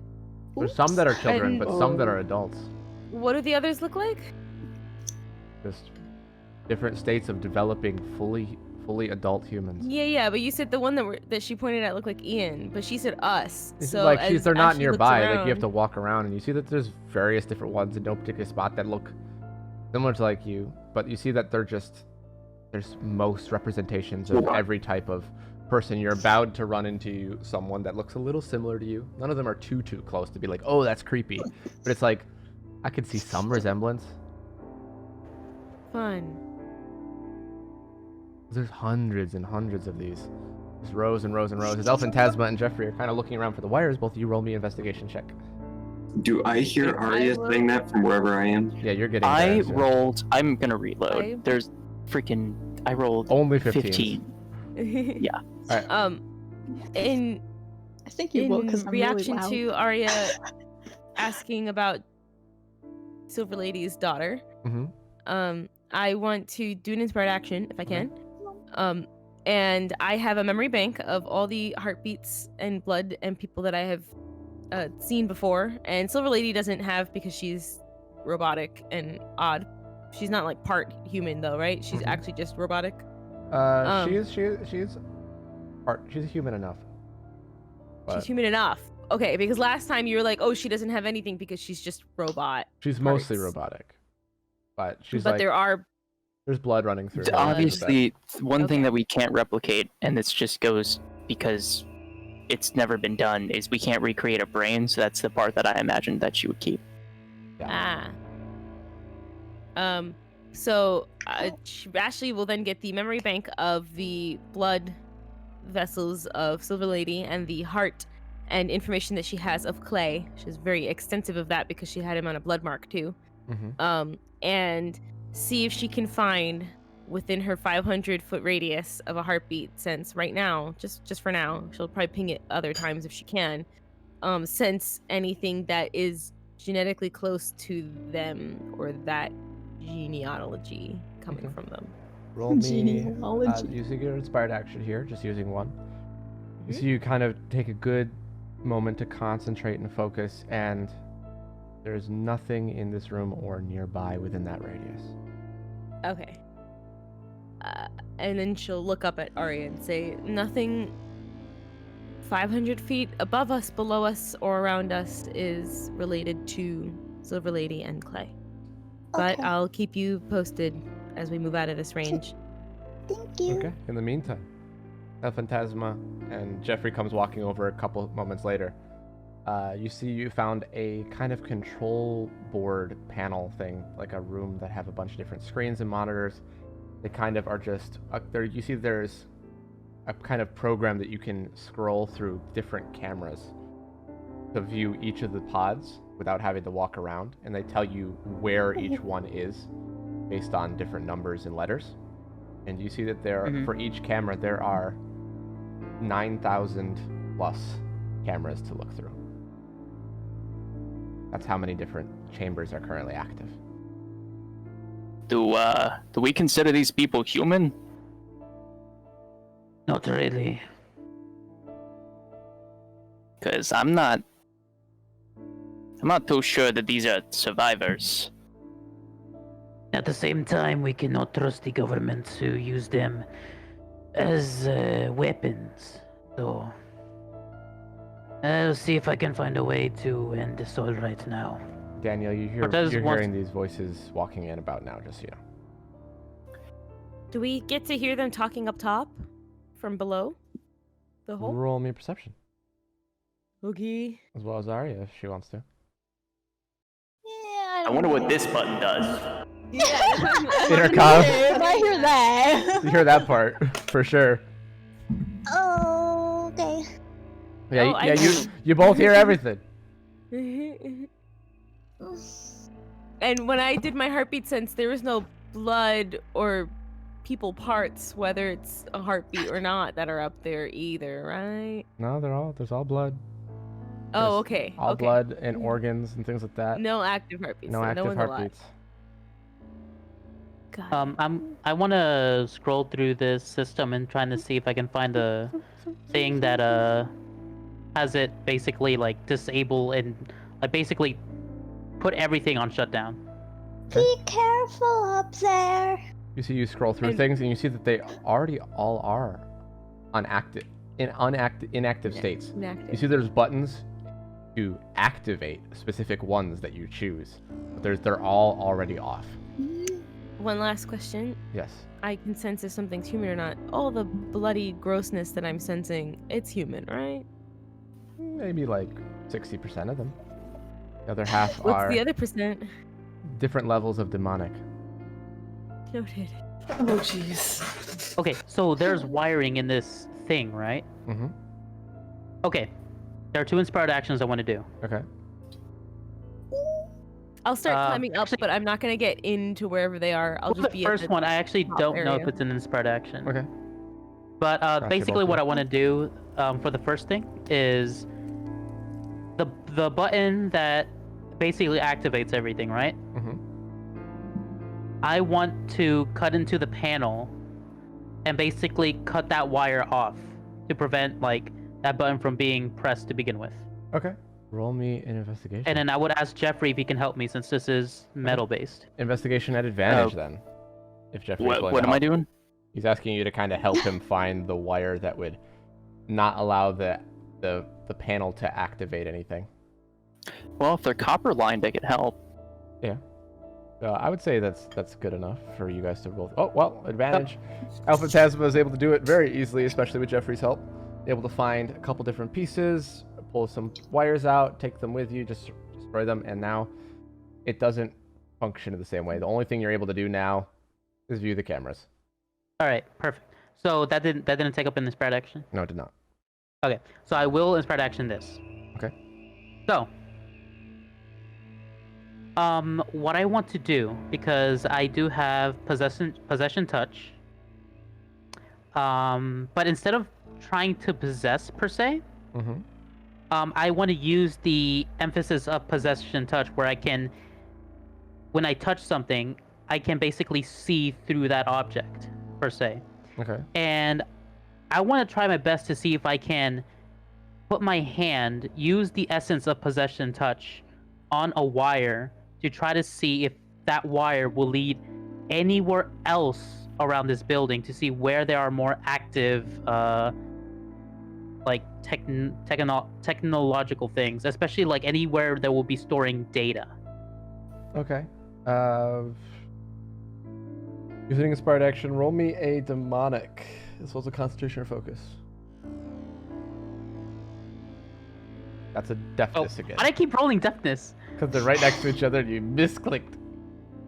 You know, this would be easy if we had Silver Lady. 18 and a 31 on demonic. I love you. So, you see as you're kind of laying around, Alphantasma just all of a sudden focuses in and kind of his form becomes shadowy. You see your Alphantasma, you transfer out and you see everything in this area is self-contained. Self-contained? Yes. Doesn't lead anywhere but Okay, this warehouse area. I'm starting to feel that pattern now. So, after that, I'm just gonna look towards Jeffrey. It would appear that nearly every room in this facility, its wires don't travel towards each other. They are all within the same room that they are wired in. Okay, now everybody is there at this point. I'm gonna wave to Daniel and be like, "Hi, Daniel," because he was kind of the first one. So what you're saying is that everything is self-contained. In every room, yes. They're up there. Also, guys, it's so weird here. You can get lost. And a lot of people look like us. Like, look. I'm gonna go try. And Daniel perks up when he hears that. You see one of the. I'm gonna you find see- the closest one, yeah. Daniel, roll me a perception. Not at your perception. Perception. All right. Earception. I'm still pretty perceptive. You're still pretty perceptive. Because you're kind of walking through, and Earception. Ari's like, that one looks like a little like Jeffrey. That one looks a little bit like El Phantasma, but not really. Like things like that. As you're kind of walking through, you notice that, like There's not a single one that looks like me. Is that what you're saying? No. No. Every like the majority one in. of them look You like see like every 1 in 15 or so that you walk by. There's one that looks very much like you. Yeah. Oh no, they're not. Daniel, and that one looks like Dan. Wait. And wait, that's a lot And that of one also Daniel. looks like Daniel. Their power. When you Is look there any at that look the- like Steinar? No, not really. There's a few that like if you really try hard enough, it's about as close as like saying Zune looks like Markiplier. Not really. Well, There's like a few maybe. minor similarities, but that's about it. Very minor if you're really looking hard enough. Anyway, so Daniel's gonna stop at one of the ones that looks like me, and he's gonna say, "Guys, Huh? I think I figured out Solemn. Athena, are you there yet? They just walked in, yeah. Ian We and just Ian walked and them in. walked in. Everybody's here. Yeah. Everybody's here. He said everyone was here, but we're kind of at the front. Yeah. You guys hear them talking over there, but you're not sure exactly what they're doing right now until you walk over. Guys? What the hell is this place? It's growing chambers. Jeffrey, you want to come down from here? Ashley says from the top of the ladder. I don't know if we're done up here, but we just Yeah, we turned are off the controls on this. Okay. Whatever's up here feels wait, I like don't hear some him. sort of abomination. Be careful. Mop goes, echo, echo, echo. It is pretty Okay. echoey. Yes, I Daniel. need stay Ian up here so he Guys, can can we take stop all the turning around for a information. minute? Ian, What? you don't hear that. I'm up on the thing and I hear them and I tell Ian that he should go up because it's really hard to hear up there. Oh, I thought he was saying, okay. No, he's up with Jeffrey. I possibly could hear it, but I don't know. You think Solon was made like this? Well, that would explain why he looks so much like me. Ew. Look at this. All of these look like me.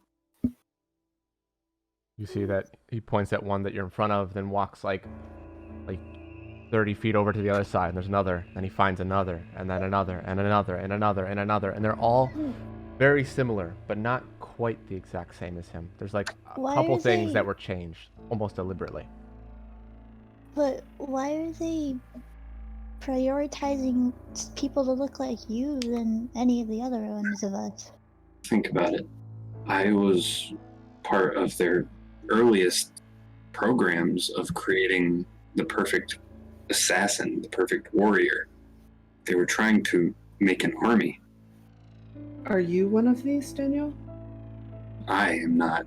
I'm the original of these. I'm the source. Were you? You're looking at purple at the worst time. Are Were wait, you? I think I know. are they alive? I don't they all think still so. alive? Actually, Can I put my hand to the container and just sort of sense any sort of life force original life force from this specific creature? No, it seems that there's no life in any of these. No, they're all dormant. empty shells. I I don't like asking this, and I'm really sorry if this upsets you, Daniel. But like, were you made like this, or were you like how like Candor was, like you had parents and then they gave you away? That I wish I could tell you. Uh-oh. Jeffrey would be magnetized down by this point. Yeah, and Ashley hits the ground only a couple moments later. Everybody kind of Get out of his way, but Cortez is still waiting for Ian at the top. Whatever these things are, they're not alive. no, They're not survivors. We'll let the government peeps figure this out, but we should probably keep moving. I don't think there's government peeps that are gonna come figure this out, Jeffrey. The point of us being down here was that we weren't gonna let the government in on any of this, and we were gonna deal with this situation. We can tell Thalia that if she has a place that the others we're a bit more concerned about can go to, she could bring these along and figure it out too. Are these chambers? What I'm active? saying is that this isn't our problem. No. Well, we have to definitely give her the advice as to how to fix this problem. So Well, that's fine. I'm just letting you know. Phantasma and I took care of the controls, so they're not coming up ever again. That you can just look at them. That's it. good. So like I said, we can move on. We don't have to Shut stay them down? here. They're not shut down. We just can't mess with them. I'm gonna take a picture of the one that looks like me. Okay.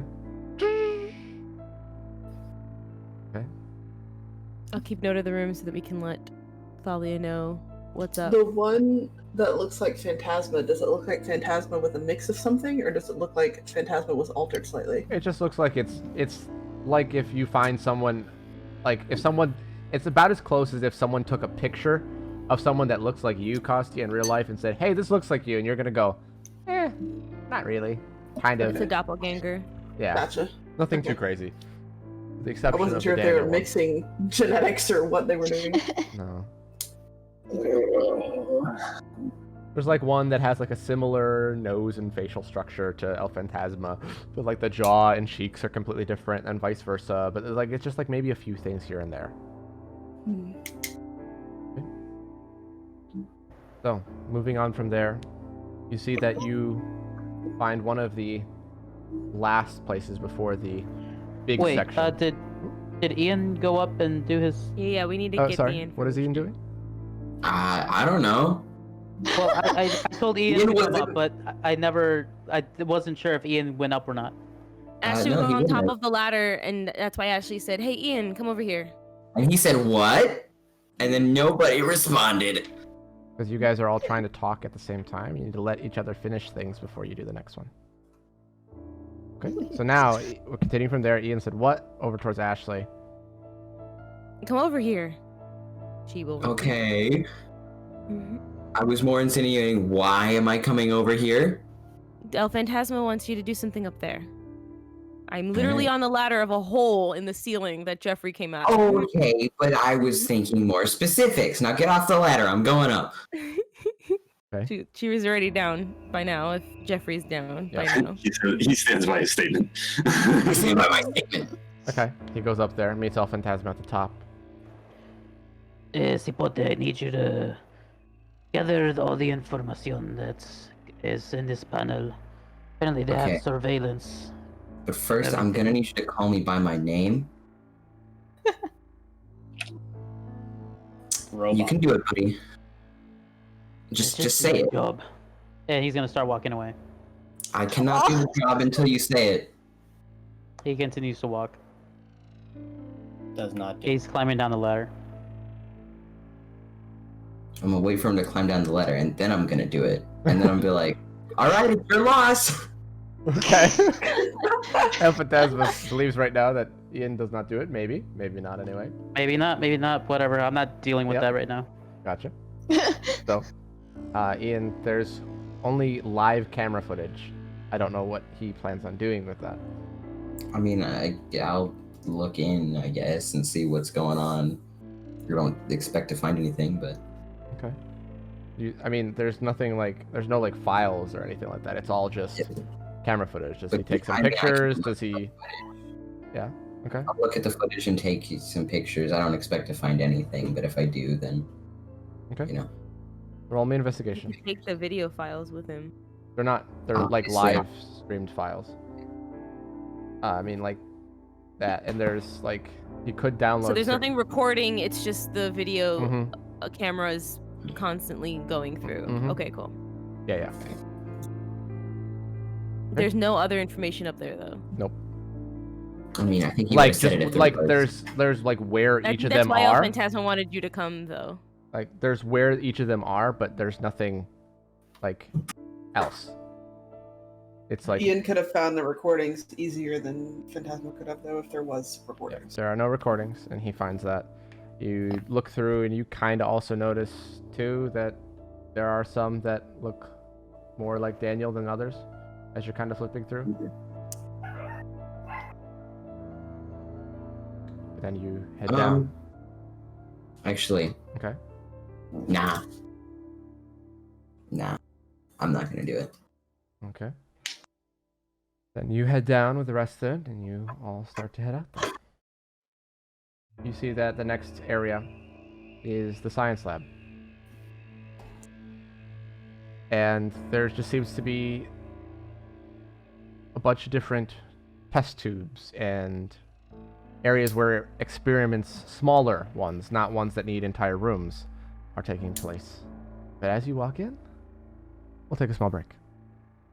Woo! Hey. Wow! And we'll be back in just a moment. Thank you guys so much for watching so far. And we'll be back in just a moment. Enjoy the art.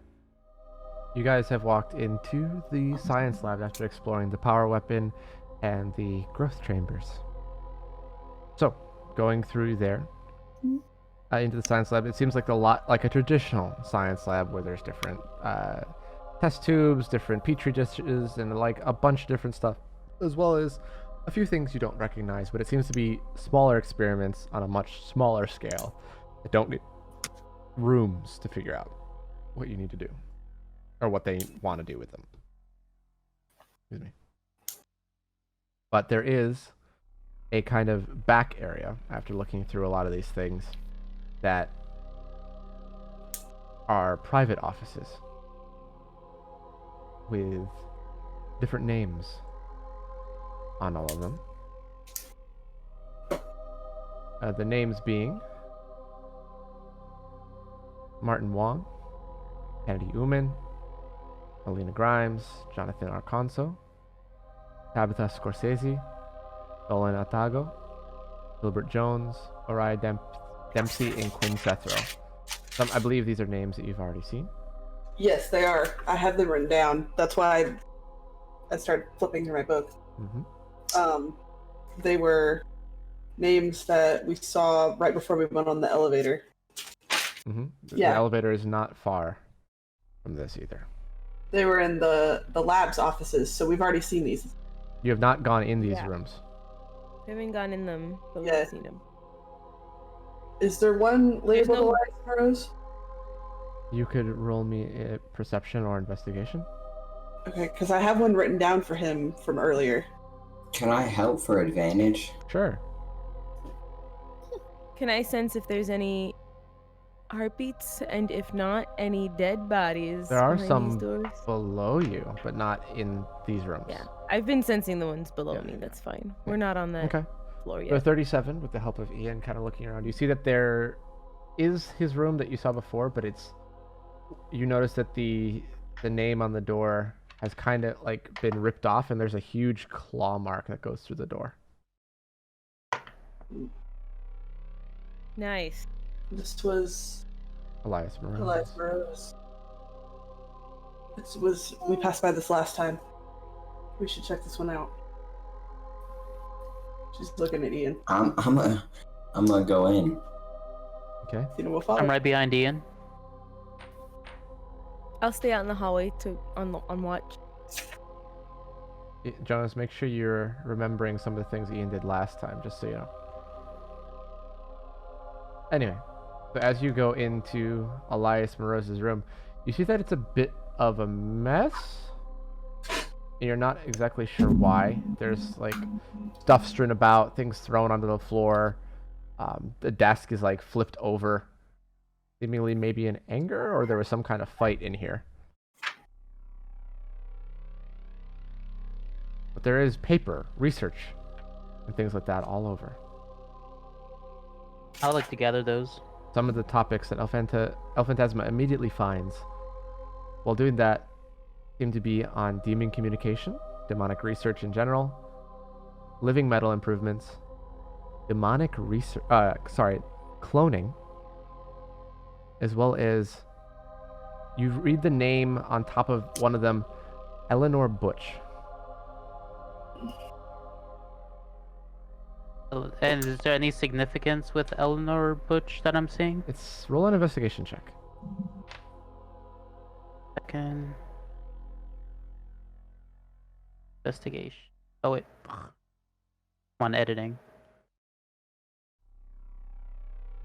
You see that from looking through those different papers and kind of gathering up ones that seem to be in the same kind of vein. It seems that Elias Morose has been looking for this person and hasn't been able to find whoever this is.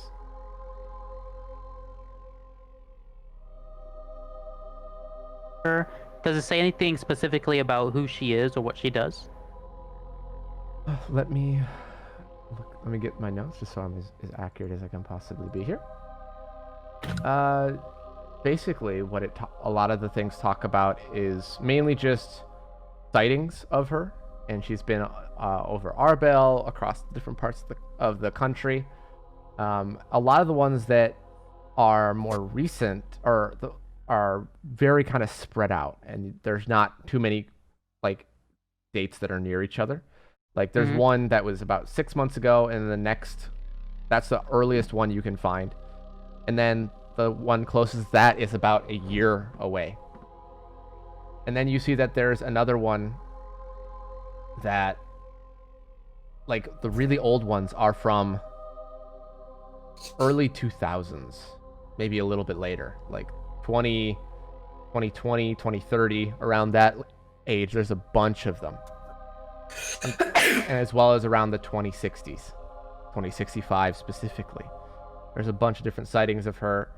And you see that there's a kind of note saying from someone else that Elias must have stuck with a decent piece of paper that says, this little scrawled handwritten note that says, she doesn't have the earring anymore. Oh.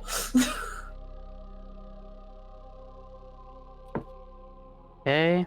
Can you please? All right, because I wasn't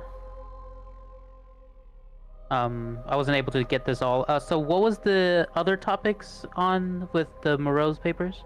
So I got demon communication. Okay. You got demon communication. And cloning. Demon research, cloning, living metal improvements, and then the Eleanor investigations.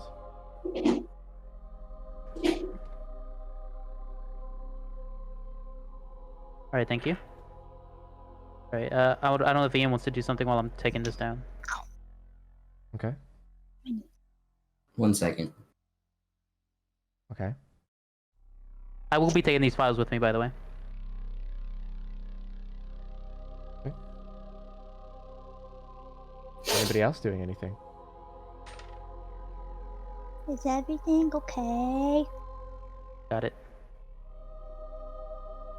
Is there a computer in this room, or? No. There's no technology in this room whatsoever. So Jeffrey's you said that waiting for something needs to be snatched. Okay. You said that there's there looks like there was a fight here. Is there like claw marks along the walls and the ceiling and all that? A little bit here and there, but not too much. Okay. Does it look like someone was after something? Like something was moved or taken? Or does it look like someone was just trying to get in? I don't know. Roll me a investigation.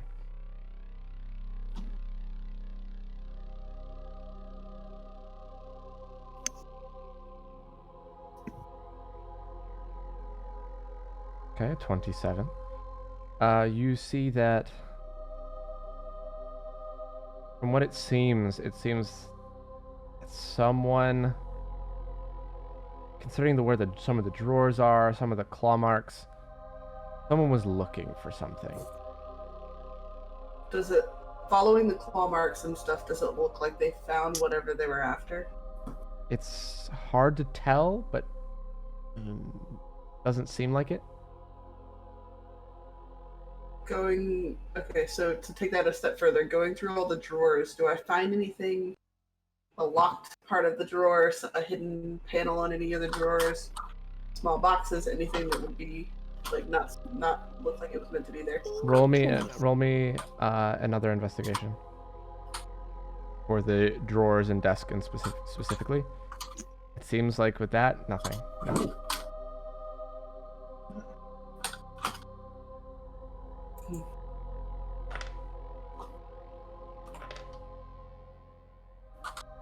Is there anything around that may look like a key of some sort or some type of tool that is just unusual to be in this room? You can roll me an investigation check as well, but there's nothing strange with the desk, no false bottoms, no hidden anything. You see that there is nothing particularly out of place, at least at first. El Phantasma kind of looks at the room. There's kind of like some shelves that line the back. You see that the desk is kind of flipped. There was some filing cabinets on the one side. There's a couple tears at different points of the wall, maybe something within the wall. Kind of looking around. El Phantasma kind of steps into the room, feels a couple of the walls, looks at the rug a little bit. You notice that there's a chair that's kind of off to the side that is still upright. One of the few things that are upright in the room. You see you turn it over, and the leg has a thumbprint scanner on the chair leg, the bottom of it. I will. The chair is like I can like hold up the chair and everything, right? And like show it to people. Like I can carry it with me, or is it like? Yeah, it's like a normal like just chair you might have in the office if someone needed a place to sit that isn't the main office chair. Like just a simple wooden chair with upholstery. Carry that chair and I will show it to the rest of the people. There seems to be a thumbprint scanner on the bottom of this chair. What? That's a weird place. Yeah, that is a weird place. Is it indented? A little bit. Small bit. If I take a look at it, would there be a chance that it has a shape of the thumb needed? It's roll me a perception or investigation. Let's see. Can I help by like taking my phone flashlight and shining over Sure. it? If he rolled 30 both times, but yes, you would have given him an advantage. He rolled a 19 both times. So Pretty you good. see Jeffrey, Arya kind of throws the camera on, and you see you kind of look through it. There's a faint kind of outline of what the thumb would look like.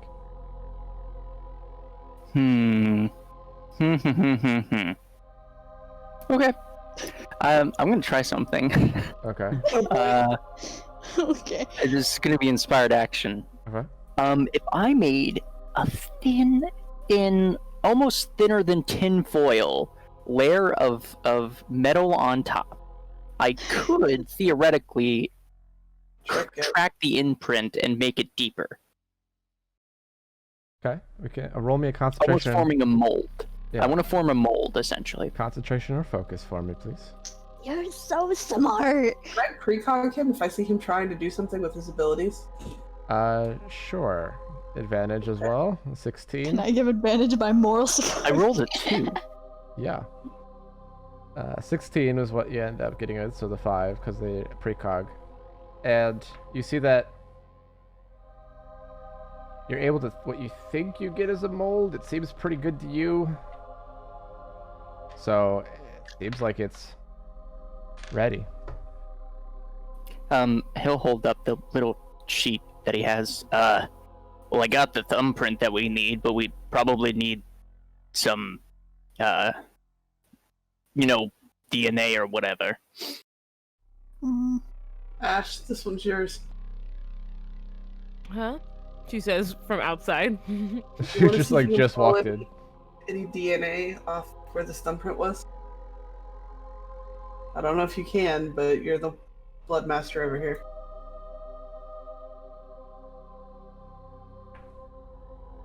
When she...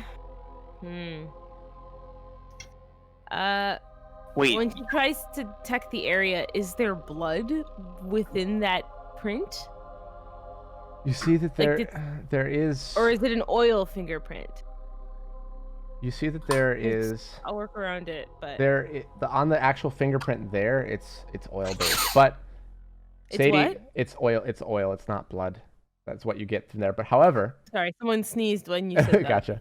You see that there is a bit of blood in the room.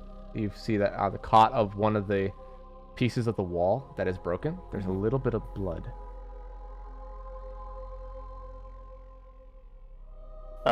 We don't necessarily have to get blood. Ian, do you have like a doohickey for DNA scanning? Maybe. You see, he goes through various systems and does it. He comes up with nothing. All right, and then that data server I was trying to get into a while back. We're not done with this part of the investigation, but yes. Just want to make sure. When I grab when I look at the blood that's around, whatever the blood is closest to the fingerprint, have I sensed or have this blood in my heartbeat sense databank? No, this is someone else's This blood. isn't anyone that I've ever... Well, now I have it in my databank. I don't know what face to put it to.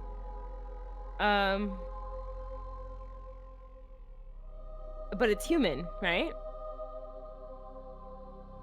You see that Ashley takes a minute. It's not like... It seems human, but it's not quite. There's something in it that's like a little bit too potent for a little bit of blood that you're able to get. Strange. She'll go around and grab some other blood and do the whole, puts it on her hand, feels it around. It's trying to get what else if it's beast, if it's demon, if it's celestial, other than also human, because it's not quite human either. It's reminds you, if anything, something that's closer to steadfast, but not quite. You can't quite tell if it's celestial or not, but it's definitely not human. This one's interesting.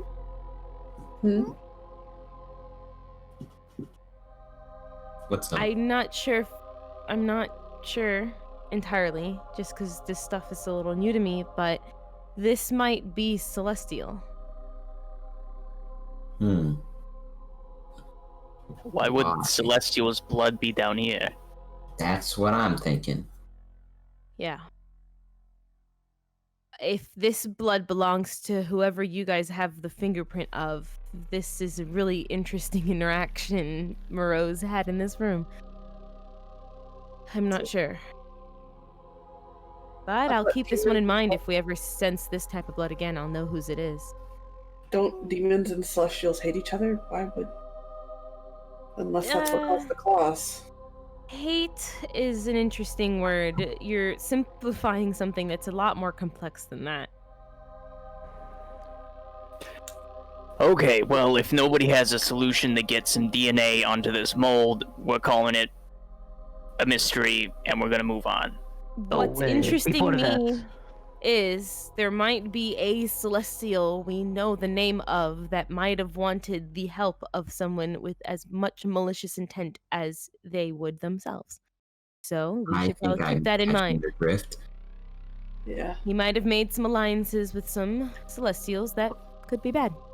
If you don't mind, Purple, I'm going to add the fingerprint mold to my inventory. Gotcha. I want to turn towards Ian really quick. Before we go, Oye, are you able to produce, what is it called? Ultraviolet light. That's a good question, DM. Ian thinks he could probably, if he had the right modules or lights to do so, but he doesn't have it at the moment. Maybe with an inspired action, he could jury rig something. I can try. No guarantees. Inspired action. Only concentration or focus. A concentration. Okay. You see that he's able to kind of take one of his the hands, one of the lights that go for stealth mode, and he's kind of able to change it, getting software on the internet to change the light color. Perfecto. Look around the room. See if you couldn't find the same fingerprints as in the one in the mold. Because whatever that fingerprint is, we can get the DNA from wherever they touched. Yeah, I'm gonna do that, I guess. I'm gonna look around the room and see if I can find it. Investigation. He might have a better chance maybe finding the fingerprint online, but unless we find, let's say, a hair of this person, I don't think we'll be doing much with their DNA when it comes to oils on the skin of a person. The oils are always left behind. The oils don't hold DNA, though. Something like a hair follicle or maybe a fingernail could, but we can still extract the oil. I like the idea of running the fingerprint. We should probably run it in any databases that are online right now and see if someone else maybe has this fingerprint in their file. Hold on. We can't. You guys are jumping all over the place. Let me finish with Ian, so we can let you know what happens, because then you guys could then do that as well. So, 19. You don't have advantage or anything on that, right? It's just a normal. Unless I would be able to get a search engine benefit. Oh no, not in this case. Gotcha. Just making sure, because I don't remember. Actually, let me read. One focus mode against heal.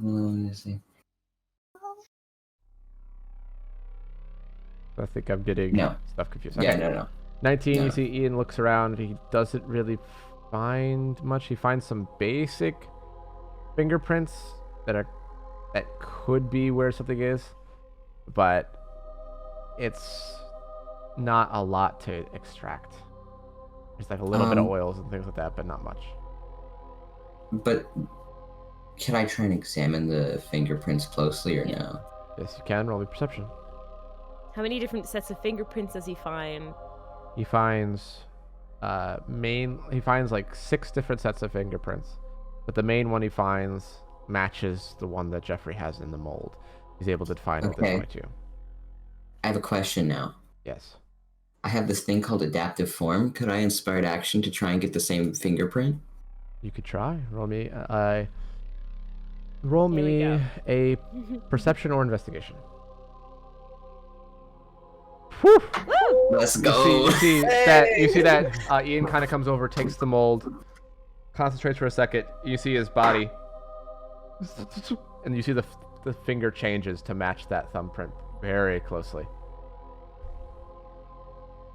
Nice. Well, that's a little freaky. Yeah, a little bit. Very helpful. Well, you want to try it then? I certainly would like to. Cortez holds up the chair. Okay. Puts his finger on it, correct? Yeah. You see as you do, scans up and down, it glows green. And then you see a hole in the ceiling open. And a little book about this big resting on a little platform. This chair turns into a gun. I look at Athena. I will take this. No. No. You don't just get my book. If Ian reaches for it, I'll let him do it. It's my book. I unlocked it. It's mine. Okay. You see Ian picks it up, and you see that it's just a little like notebook. You see, you open it, it's all handwritten. Notebook that seems to belongs to Elias Morose. It's all in Gajordan. Was this? I can translate. It'll take you a while, but you can, yes. Was this fingerprint Elias Morose's fingerprint? Seems like it was, based on that. Okay. And there was no Elias Morose blood in this room, only the blood of this other maybe celestial person. Yes. Got it. It I seems was that just whoever was looking organizing. through the room, if it wasn't Elias, didn't find that fingerprint under the chair that El Phantasma found. Dope. Interesting. What's written inside? I want to read his diary. You see that Ian's holding it, and he's looking at it, like trying to like process something. It's not in a language that I don't think any of you would naturally know, except for maybe Daniel. Who I is don't- not I was not here. I don't know. Let me look Naturally at. know? It's Gajordan, German, I essentially. don't think it is. Oh, I think he oh. has. DiGiorno. No, I DiGiorno. don't think he does. I think I it. thought Daniel was French, not German. Yeah, that's what I'm Yeah. thinking. But I'll just check to see. He has a few. I think Yeah. he has. English, Japanese, Russian, French, and Hey, I did know Sakari. his languages. Yeah. Okay. So he knows a bunch, but not. It's okay. Ian, what we- did you say with your infinite amount of database? I'm language? working on it. Google Translate only goes so fast. And Ian will have to spend a. Don't you mean Moogle Translate? Google? Oh god. Google Translate. Oh no. Translate. Oh Yeah, boy. mispronunciation. You see that he'll have to spend a lot of time really to comprehend everything, and because translating softwares only will help so much because they might be in the wrong order, things like that, and there's different slang. Well, and as when well. it's handwritten like that, I'm sure that the lettering would be harder to decipher. Yeah, it's a anyway. very like Elias Rose's handwriting is very much a doctor's signature. So Ian's having a hard time figuring out what words are even there, and it's also very confusing. It seems you see Ian's like ends up turning it because of the natural 20, turning it upside down, realizing that he's writing left mirrored on every other page, The hell Wow. is this? making it very hard to This translate. man. We do not have time. Do you want me to hold on to it? No, I just I do have a question. figure it out. Ian, do you have access to all the fingerprinting databases, or would my login to the database give you more access? I mean, possibly. I mean, I'm just trying to translate this at the With moment. Athena as a high-level detective, she would have access to pretty much any fingerprinting database on the planet. Mm-hmm. Not on the planet, anything in the country. Yeah. She probably have I mean, access. we kind of know whose fingerprint it is, anyways. So No, I agree. I was just thinking we can maybe figure that part out later. We already have a pretty good. We got a idea. lot of stuff we can do later. Yes. Yeah. Let's keep looking. Have we even checked the other rooms? No. You guys go do that. I'm gonna just try and translate. When you're done, come and get me. Okay. Okay. Ian's gonna sit I'm down, gonna walk in. start Yeah. translating. Okay, Elephant Tasma, yes. Oh, I'm sorry. I'm gonna start walking, basically walk and talk. So Okay. as we're going, I'm gonna say, does a name Eleanor Butch sound familiar to any of you? Arya freezes in her place. Wait. Arya? Arya? Wait, why do you know Eleanor? Who's Eleanor, Arya? She was the one who gave me the earring for my power. Wait. Slow turn to El Phantasma. Yeah. Well, when I was looking at the documents, all the papers that were scattered all around, I managed to gather that Moroz was looking for an Eleanor Butch, who has been sighted in the early 2000s, 2030s, the 65s, and the most recent one around just 6 months ago, if I'm not mistaken. I thought she died. More importantly, that lady was just. She was impressed with Arya, so she gave her the earring as like an heirloom. Apparently, she used it to save people when she was younger or whatever. Do you have Why the would it earring be that now? important? Wait, she's still alive? It's After not certain. She was. Do you have the elderly when I earring, met her. Arya? Huh? Do you have the earring? She lifts up her hair, like the hair that she always covers to her ear to show the earring. Isn't your earrings the same as Mop's mop? Isn't it what's giving you what you do? Well, not the bird thing, but It used to, but I mean, now when I take it off, it's just the power's still in me, you know? So There was I a just note. wear Let it me because now see. it's sentimental. Oh, found it. Here it is. It was a note that says that she does not have the earring anymore, which means that Morose was targeting that earring. why would he want it? He was collecting powered weapons. He probably was after the mop as well. If he knew it existed. And honestly, if this power is able to make me have a controlled scream that kills the entire planet, I think he'd probably want that. Yeah. I think we're overlooking something here too. He has 44 other top heroes that he could have been looking into and copying the genetic makeup of to clone them and doing all this other stuff, but instead he picked us. And the only thing we all have in common in this state that others realize is that we've been together for a long time. We're from a completely different year because we went through hell together. How does he know this, and why was he targeting us? I don't know about that. He probably knew that we were powerful, but I don't see anything of me anywhere, and same goes for Daniel, except for the whole clone thing. Was it in the baby room, the clone thing? Was it every single one of us had a clone? Mm-mm. Or was It was mainly just no. Daniel. No, It was just Daniel that had multiple versions that looked like him.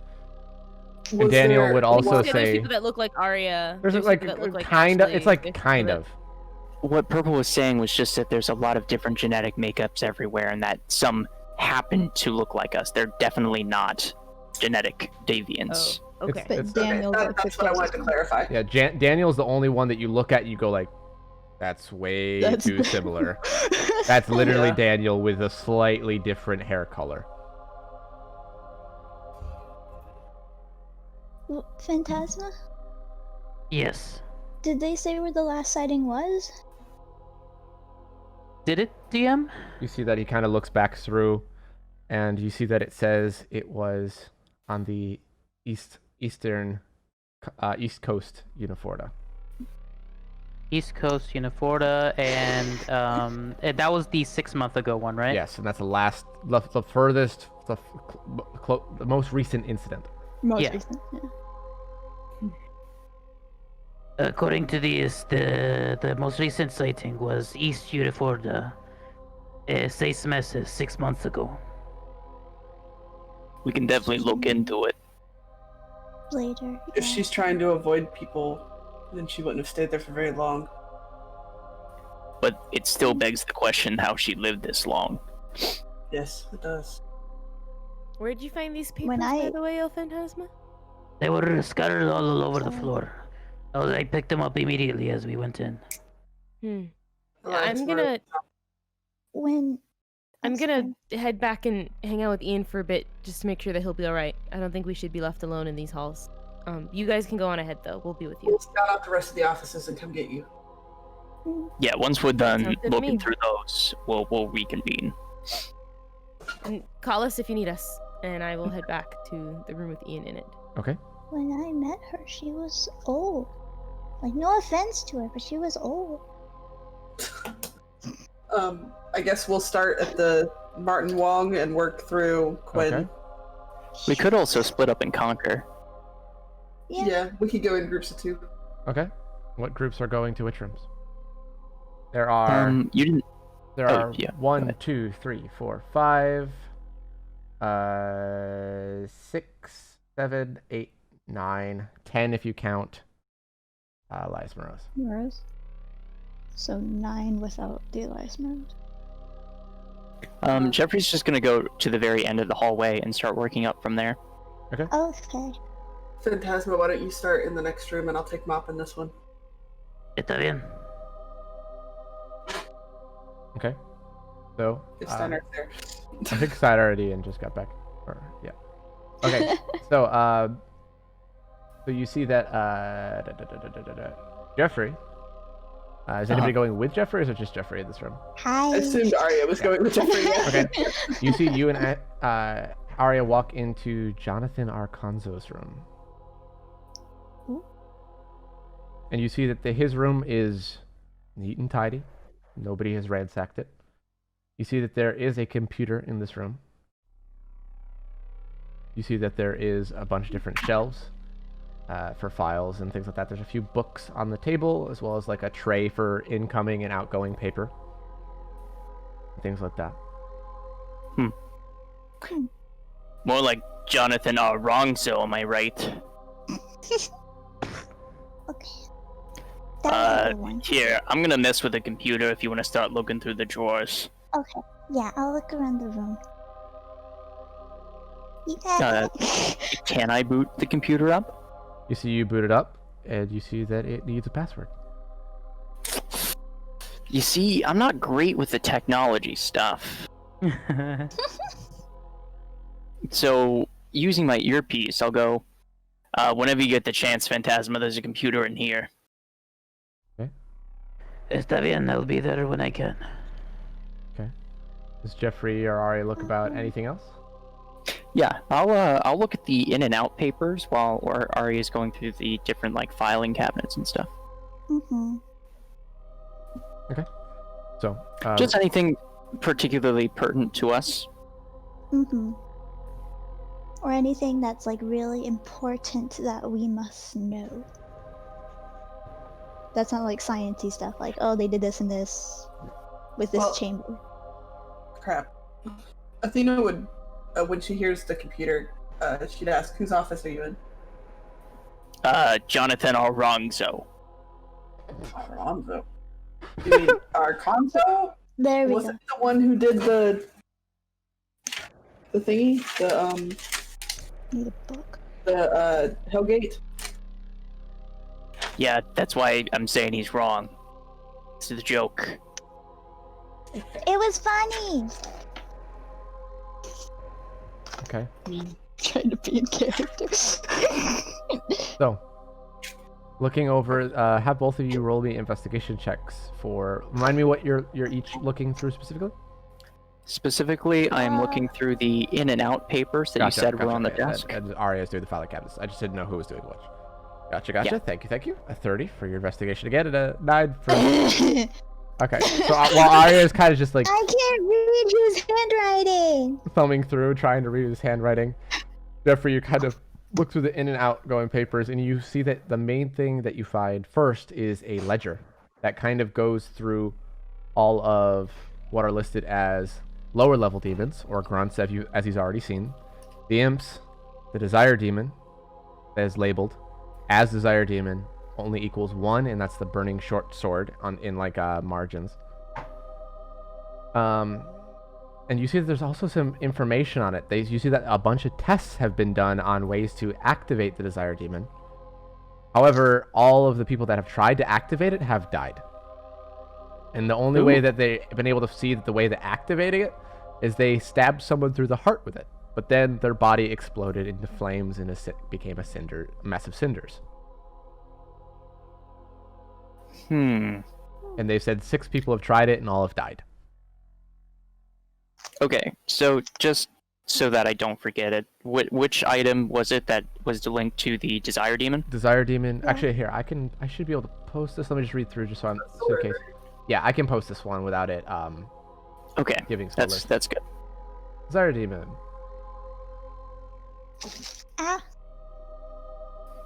Not too spoilery.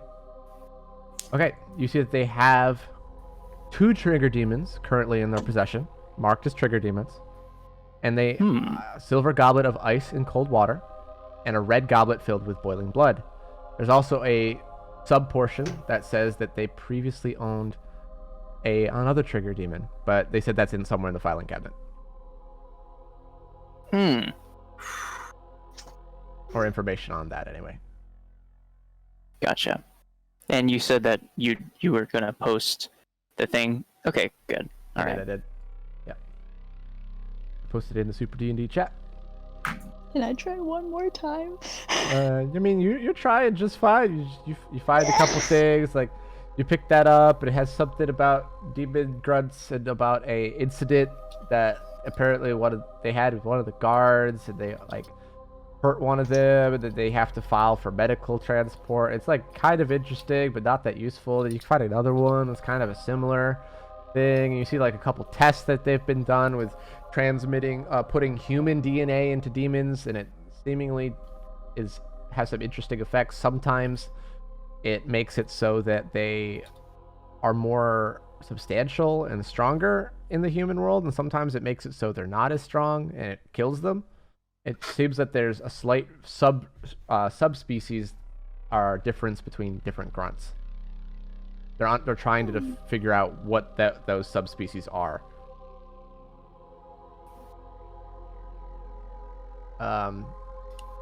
What else would Jeffrey find as well in that in and out thing? You see that they have most recently there's a lot of reports and filings for work to be done with test combining human DNA as well as demon DNA into separate bodies for the use of soldiers, because they are finding out that all demons are faster and stronger than the average human. They've been trying to use that to make a demon force of super soldiers.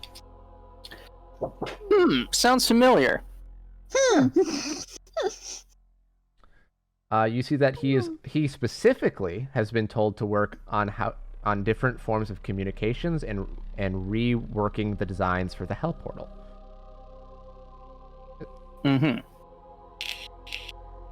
And you see that they apparently he's been working on getting a off-site facility set up for making a better facility for opening the Port of the Hell, because there is some conversations back and forth between himself and Elias that saying that he doesn't have enough room and enough power in that facility to open a Hell Portal.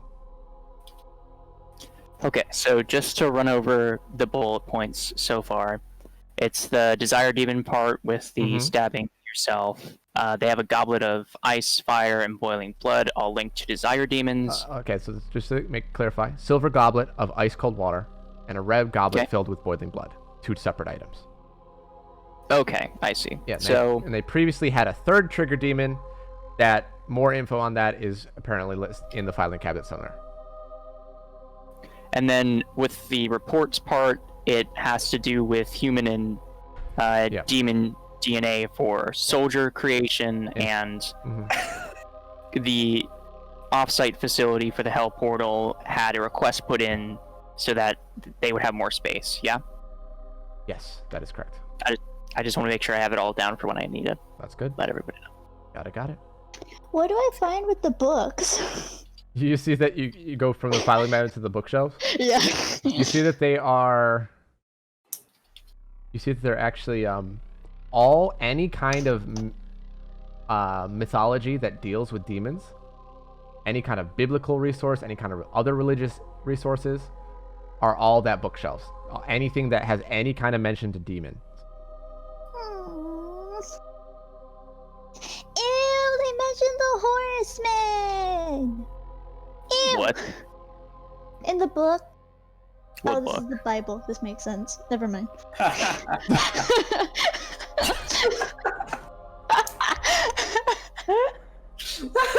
Purple double face ball. It's so good. Ari is a gem sometimes. Oh, well done. So, you see that, Jeffrey, you look over as he's by the bookshelves and has completely abandoned the filing cabinet.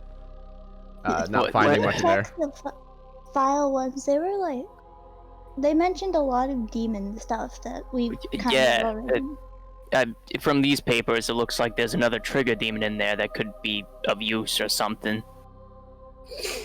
Could I check in the filing cabinet? Yes, you can. Roll me investigation. Please check the filing cabinet. Here I go. A 25. You see that there's only a small page that kind of lists a theft report. it's not so much a theft report, but it's also just kind of there's no like really like or incident report I should say. An incident report, and it says under the actual notes from Arconzo, we previously owned a flesh-based trigger demon that had the most modifications done to it to make it more powerful. Testing stopped after it was planted in a science museum and had the building destroyed while people were inside. This was done during the Blue Cape incident as a cover. Minimal testing was able to be done on Ashley Moriana due to the severity of the Blue Cape incident. And after losing contact with Eliza's advisor, upon further observation, Ashley Moriana no longer possesses the trigger demon. I should mention, as he's going through, he's folding these up and putting them in his pouch. Gotcha. I want to know if you find something interesting. Ari's just reading through the Bible.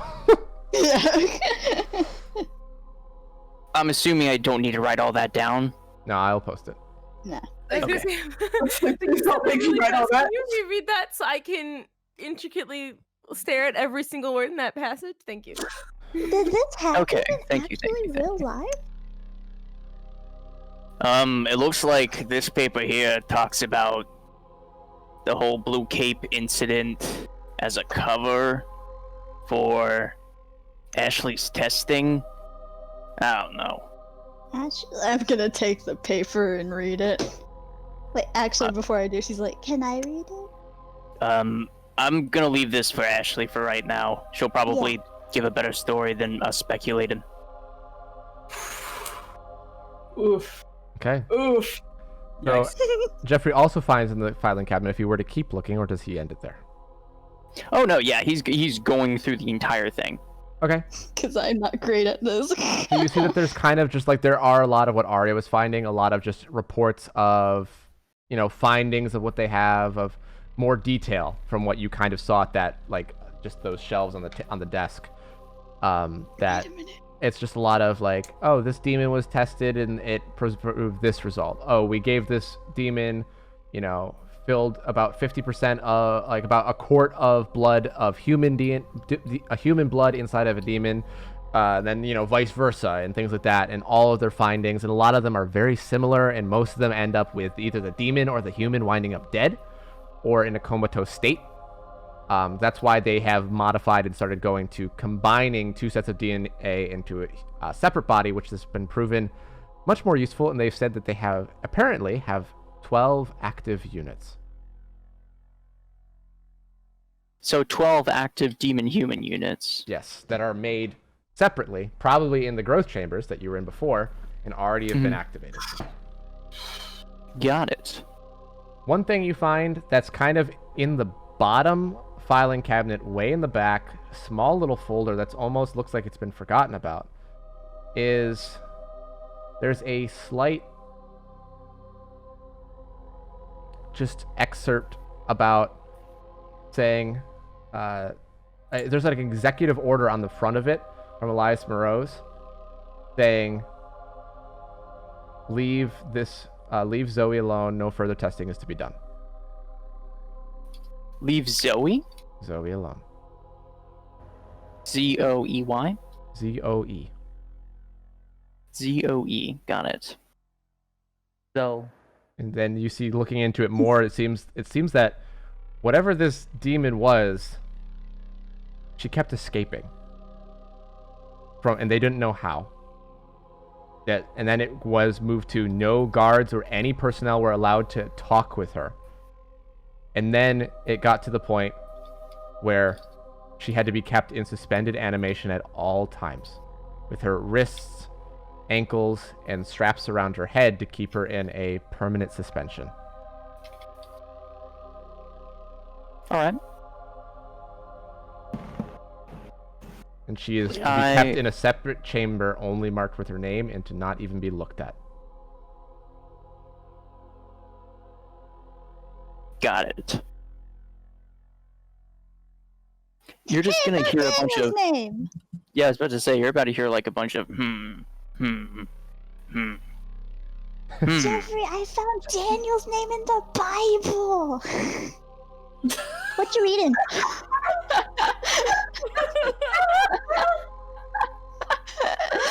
And then I'm gonna walk to him like, Yo, what you reading?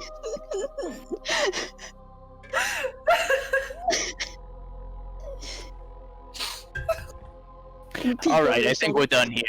All right, we're gonna move on to the next room. He's gonna say, in the meantime, Elphantasma, you went into the which room? Athena went into the closest one, so I would have gone into the next one. Okay. You see that you have entered. Yeah. Actually, hold on. I did not scroll down enough. Jeffrey, you wouldn't have said that because there's like that was only half of what this person seemed to be working on. I will get back to that in a sec. We're just gonna jump over because there's a lot. But I will go over some of these things a little bit more briefly because I forget how much information, especially this room alone is. But you see, this is kind of a lot of things you've already figured out anyway. You see that it lists the current power weapons specifically, not current, just powers. The golden bow, the glowing brass knuckles. But you see that certain ones. Is this me or Jeffrey? This is Jeffrey still. Okay. Arkanzo does demons and power weapons, it seems. And you said it sees that a couple of these ones have different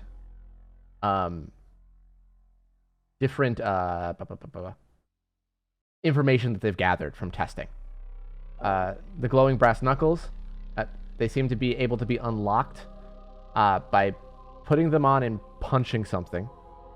And if that person proves that they are worthy and withstand the flames, they might be able to use it, but everyone has been incinerated to ash. They have tried 12 times. The wooden staff with sapphires, they might be able to unlock it, they believe, they've had people sit in meditation, but after a period of hours they believe to be 5 to 8 hours, they're unsure of how long, the person is just gone. So they have tried that 20 times with the which object was the that? Wooden staff with sapphires.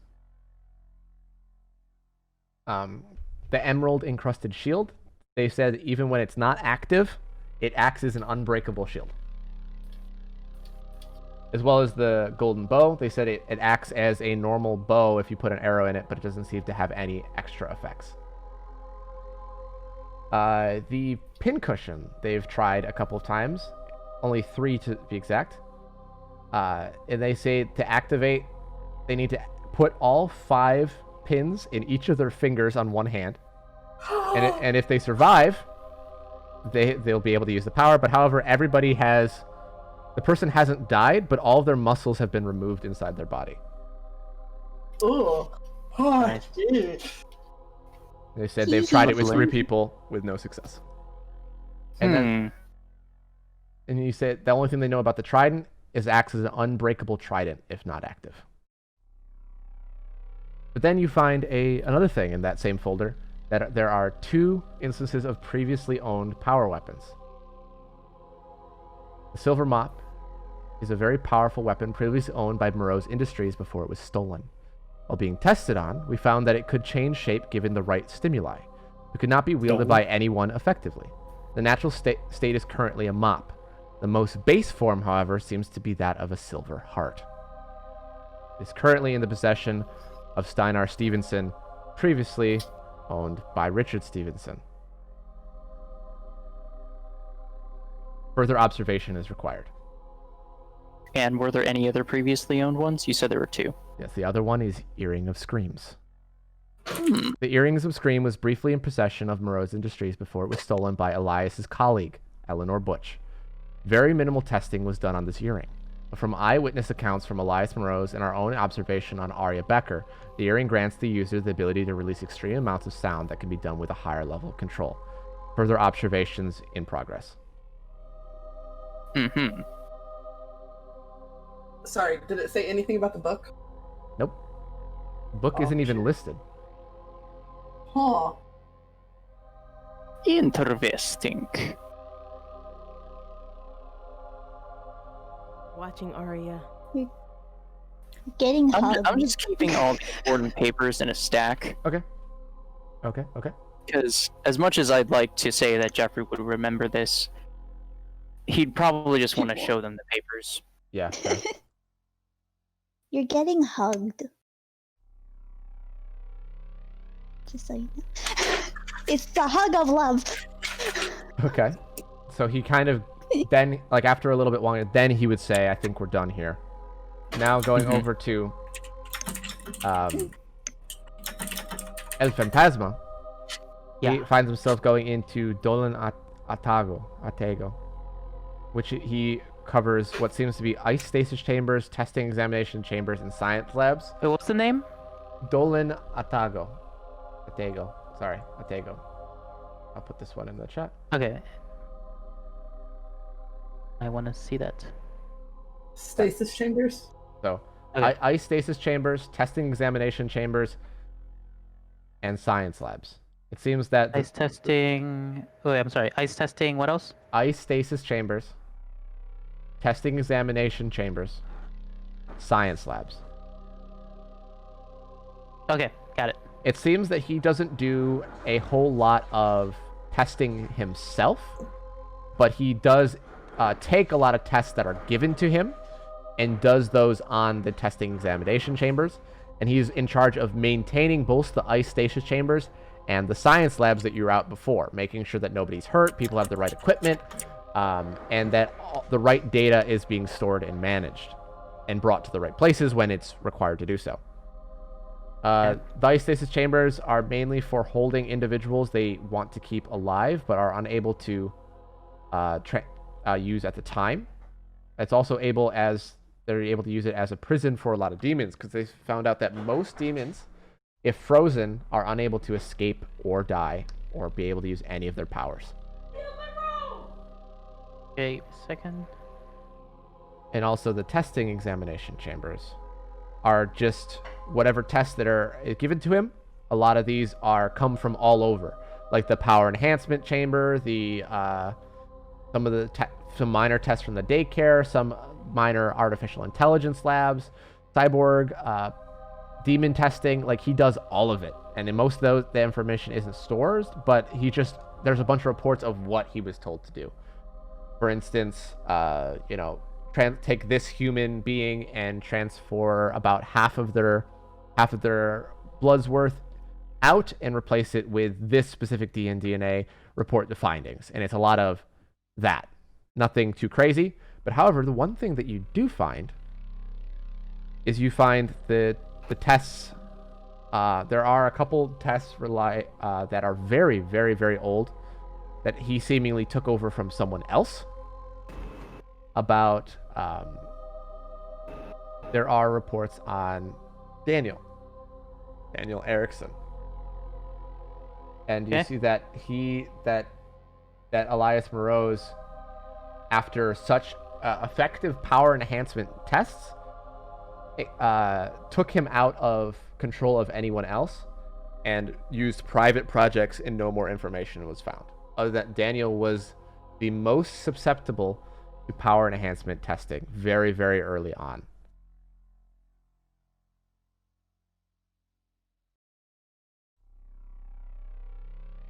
Other than that, you also see that there's a couple different tests of names that you find. Steadfast, as well as Frederick Shoji.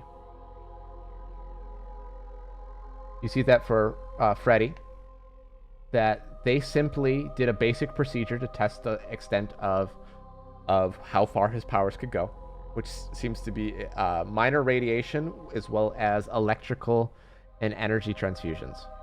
They also added a bunch of... wait, can you repeat that part? You said radiation. Radiation. And... electricity, as well as energy transfusions. And they did this, as well as added a very trace amounts of demon blood to improve his strength, as well as his speed.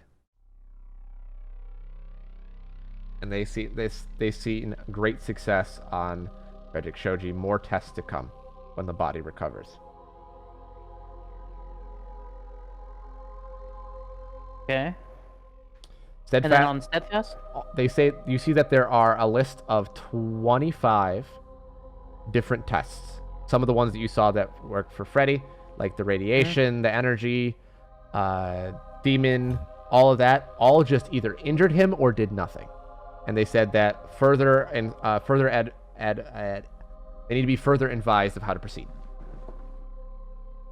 Is that it? That's it for him. It's a long list of nothing, essentially. Gotcha. But it's the first celestial they have marked to be able to test on. Okay. And it takes you a while to kind of sift through all this information, but that's really all there is in this for this guy. The room itself, though. So I'm assuming, where did I get all this information from? You see that there's no computer in this one, but you see that you find it through a bunch of just very organized shelves and filing cabinets where a lot of this information is stored. Okay. Probably knowing that I won't be able to carry all this information, Cortez will probably have taken pictures of the information that he would have gotten. Okay, make sure you mark that down. So, after you finish there, and you said you would go over to help Jeffrey on the computer. Yes. Going over to there, we'll cut over to Athena and Mop, who have walked over to Martin Wong. Okay. And you see that it's labeled in his room very specifically, Black Tier Rehabilitation Safety Holding Bay. And you see that there is a ledger of hundreds, maybe close to 1,000 names, all in alphabetical order, that have various different powers that negatively affect their life, and he's tasked with the rehabilitation and possible, under the right circumstances, rehabilitate them into society. But you see in the last 15 years, they have not done this. That's it, and you see find a report that all actual rehabilitation is to be stopped. I wonder why. Cool. What other things? I don't have a list of 1,000, but some of the basic ones.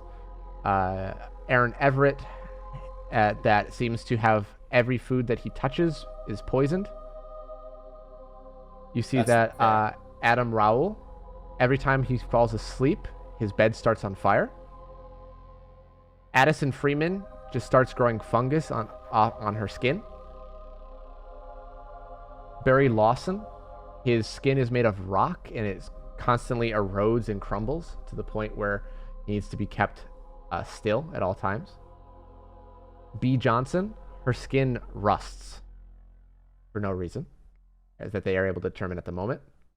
Benjamin Jorgensen, his voice is only able to go as loud as the quietest whispers. And then kind of jumping a little bit later down the line, there's other ones that, like extreme muscle spasms, but not in the way that would be safe for a person. That's due to powers, and super strength, but having super strength and extreme muscle spasms. One person that every time they sneeze, they do extreme brain damage to themselves. Ouch. Another one, Samantha Winters. You see there's a couple pictures that she's able to, if she tugs hard enough on any joint in particular, it will pop out with extreme pain, and it's just as painful to pull back in, but you see that there's no blood when she does it. Mm-hmm. And she has already lost 3 fingers before she was admitted at the age of 16. Okay, so is there any information on why 15 years ago it stopped and the resources were moved? While she's searching for that, I'd like to look for ways of rehabilitation, like what their methods were. Okay, both of you roll me investigation, please. I'd also like drop into Steinar because that makes sense. Smarter that way. Yep, 35, a natural 20, and a 20 for Mop. Both good rolls. So Mop, what was Athena looking for? Sorry, I'm just a little scatterbrained. I think attempting to figure out why the rehabilitation stopped. Okay. Something that caused it, or you see that from what you're able to find, you're able to tell that for the safety and further prosecution of their methods, they are for the safety of the compound and Moreau's Industries, they are to keep it quiet, and they do not want to have to put more research into memory wiping, as they have not done that in a very long time. So they, instead of memory wiping, they just are going to keep everybody that they take in. Okay. Because they do not want to be exposed. But there was no specific event that happened 15 years ago that caused this switch. They just randomly switched to protocols. Yeah. 15 years ago, from what you're able to tell with the natural 20, the closest thing that you can find is that was maybe 10 years after they moved to this facility. Fully. The underground facility, opposed to smaller locations throughout the country.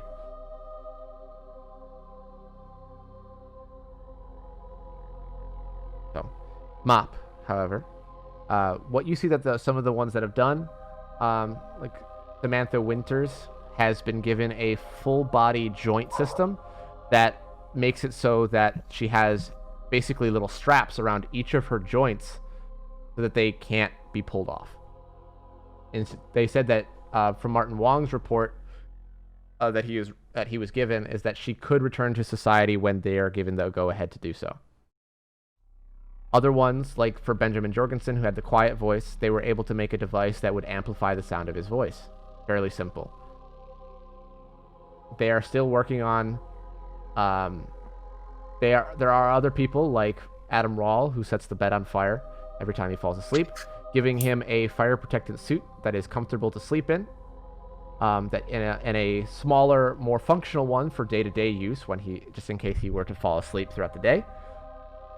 But he will probably not be able to return to society in the same way, because they have to make specific rooms as well as safety equipment, and well as always being monitored so they don't fall asleep. So no, like improving the powers, and so they can control it more of just them making you see with the 20 inventions? You see that you find a separate list of ones that they thought could be useful to be adapted and weaponized. And you see that there's a list of that, and you see at the bottom it's either stamped successful or deceased. Oof. And you see that there have been a number of them, like a person that was originally had the ability to would freeze all water, but unfortunately that would freeze a lot of the liquids and water in their body. But they were tried to weaponize that, and it ended up killing them. But there was another person that would change their skin for whatever material they touched.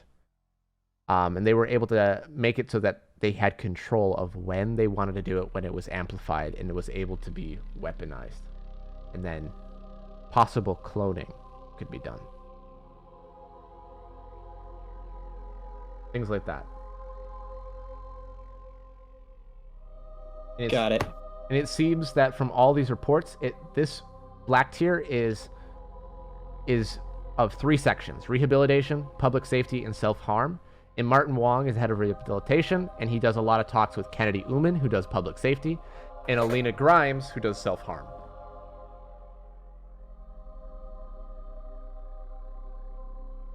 All right. So while you finish up the last of that information before you pretty much get everything there, El Fantasma walks over to the room that Jeffrey is in, and you see that they're just about finishing up with the information that they found. Found anything useful, Jeffrey, Maria?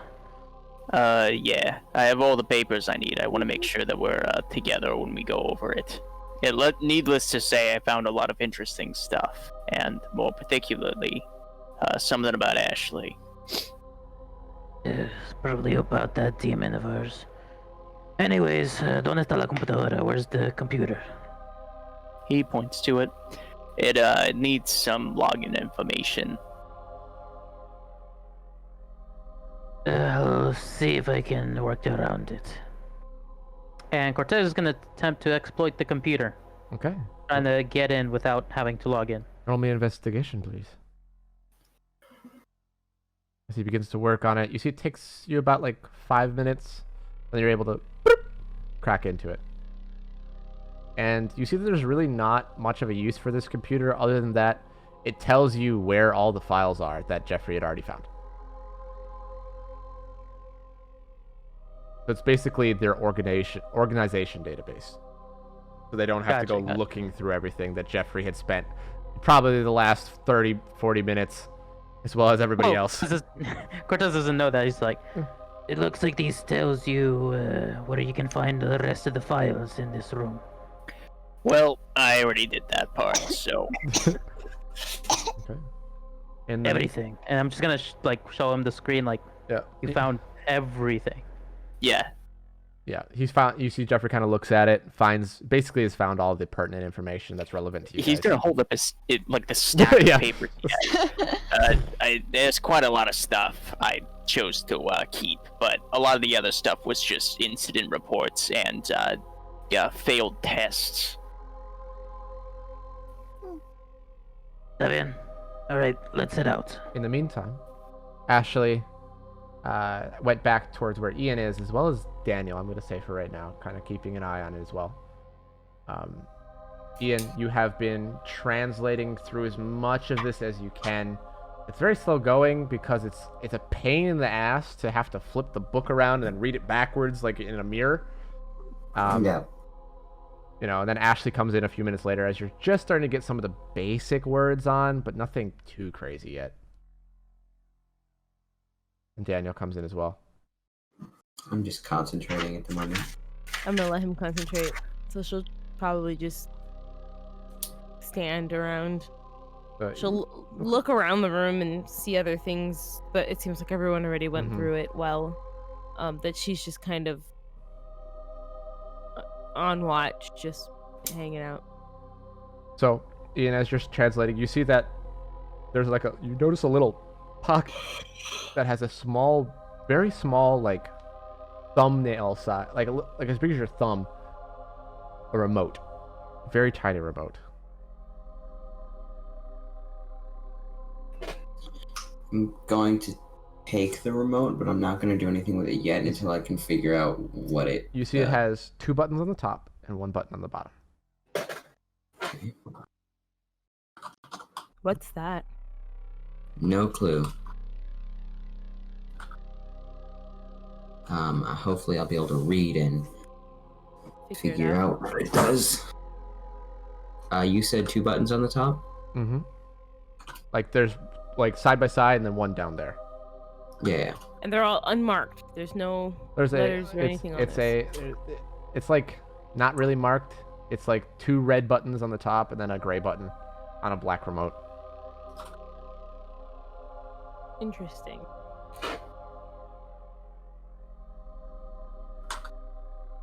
Okay. So as Ian, this is what he's able to kind of talk about so far, and it seems like this is a personal journal or diary. And you see at the beginning it talks about how Elias, his thoughts and what he experienced in the 2002 Demon War. And how while his business company was failing, how he found a breakthrough. Because it seems from what Ian is able to read that Elias Morose was originally came to Uniforta from Gajorda in his early 20s, and then met with a colleague, a friend of his that lived in Uniforta already that was going to help him get started. You find out that this woman's name was Eleanor Butch, and she helped him get started. But at first, with the idea of simply using robotic parts as well as advanced machinery to cure people with failing organs or uncurable diseases so that they could be reintegrated back into society. But however, everything that they were doing failed. People just kept dying, and their business ended up being shut down for just not showing any signs of success. Their investors weren't a part of it, but for the time he remained very good friends with Eleanor Butch. And you see then, because of their findings, they were asked, and their advanced robotics, they were asked to work on weaponry instead, because of a impending demon war that only very select people knew about, and it was kind of under the radar. There was a war going on in different parts of the world they were sent to, and non-legally, Elias ended up stealing a bunch of different items, power weapons. He ended up ambushing one of the Uniforta's supply wagons, ended up taking a bunch of different power weapons, as well as the one that he would then consume. You see that he ended up consuming the Misery Demon. Or, hold on, I need to make sure that my notes are right. I think I remember, but I'd rather make sure. Let me find it real quick. The Misery Demon, or Lyle, which is a black scorpion in a cage that he was able to communicate with on a psychic level. And then he very painfully swallowed it to gain its power. Eleanor Butch advised against it, but everything seemed to be going fine, and that demon, however, was able to help him give him the knowledge to get his business back up and running. And that's all you were able to translate so far. And that's taken a very long time to do so. He's like, there's a lot here. A lot here.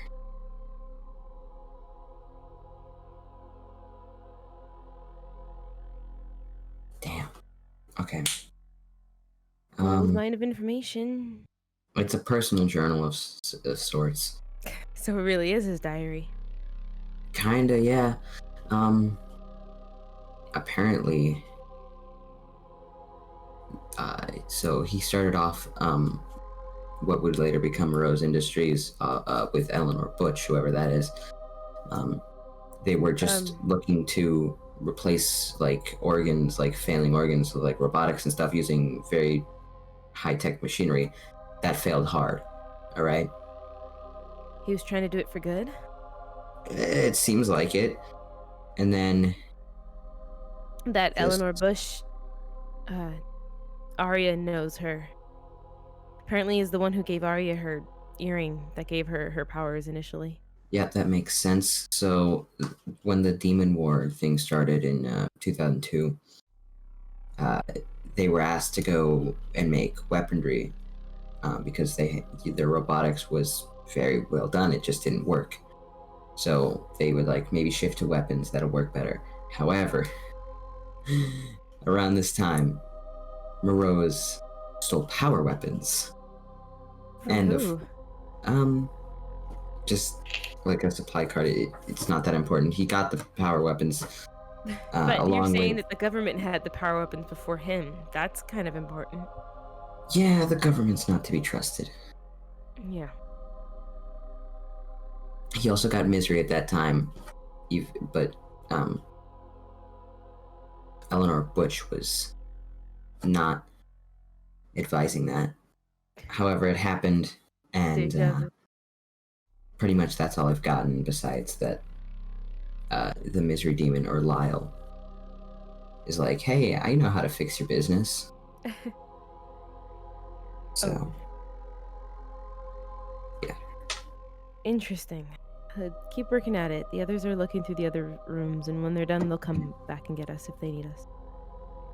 I'd like to have a chat with Arya about her connection with Eleanor Butch, because that could prove useful.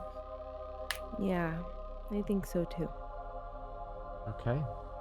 In the meantime, Mop and Athena, after that room, where would you guys start heading to? Would you go back? Would you go to the other rooms? How many other rooms are there? Question? Yes. What's up? Daniel, who's hanging out with us in the first room, can he just hear what's happening in all the other rooms in the hallway? Also, we have an open comm system, so you could hear us anyway. Oh. Remember? Yeah. I forgot about that. We haven't been incorporating that at all, unfortunately. So. Yeah. I Will mean, Daniel be able to hear what's happening in the other rooms? generally, yeah.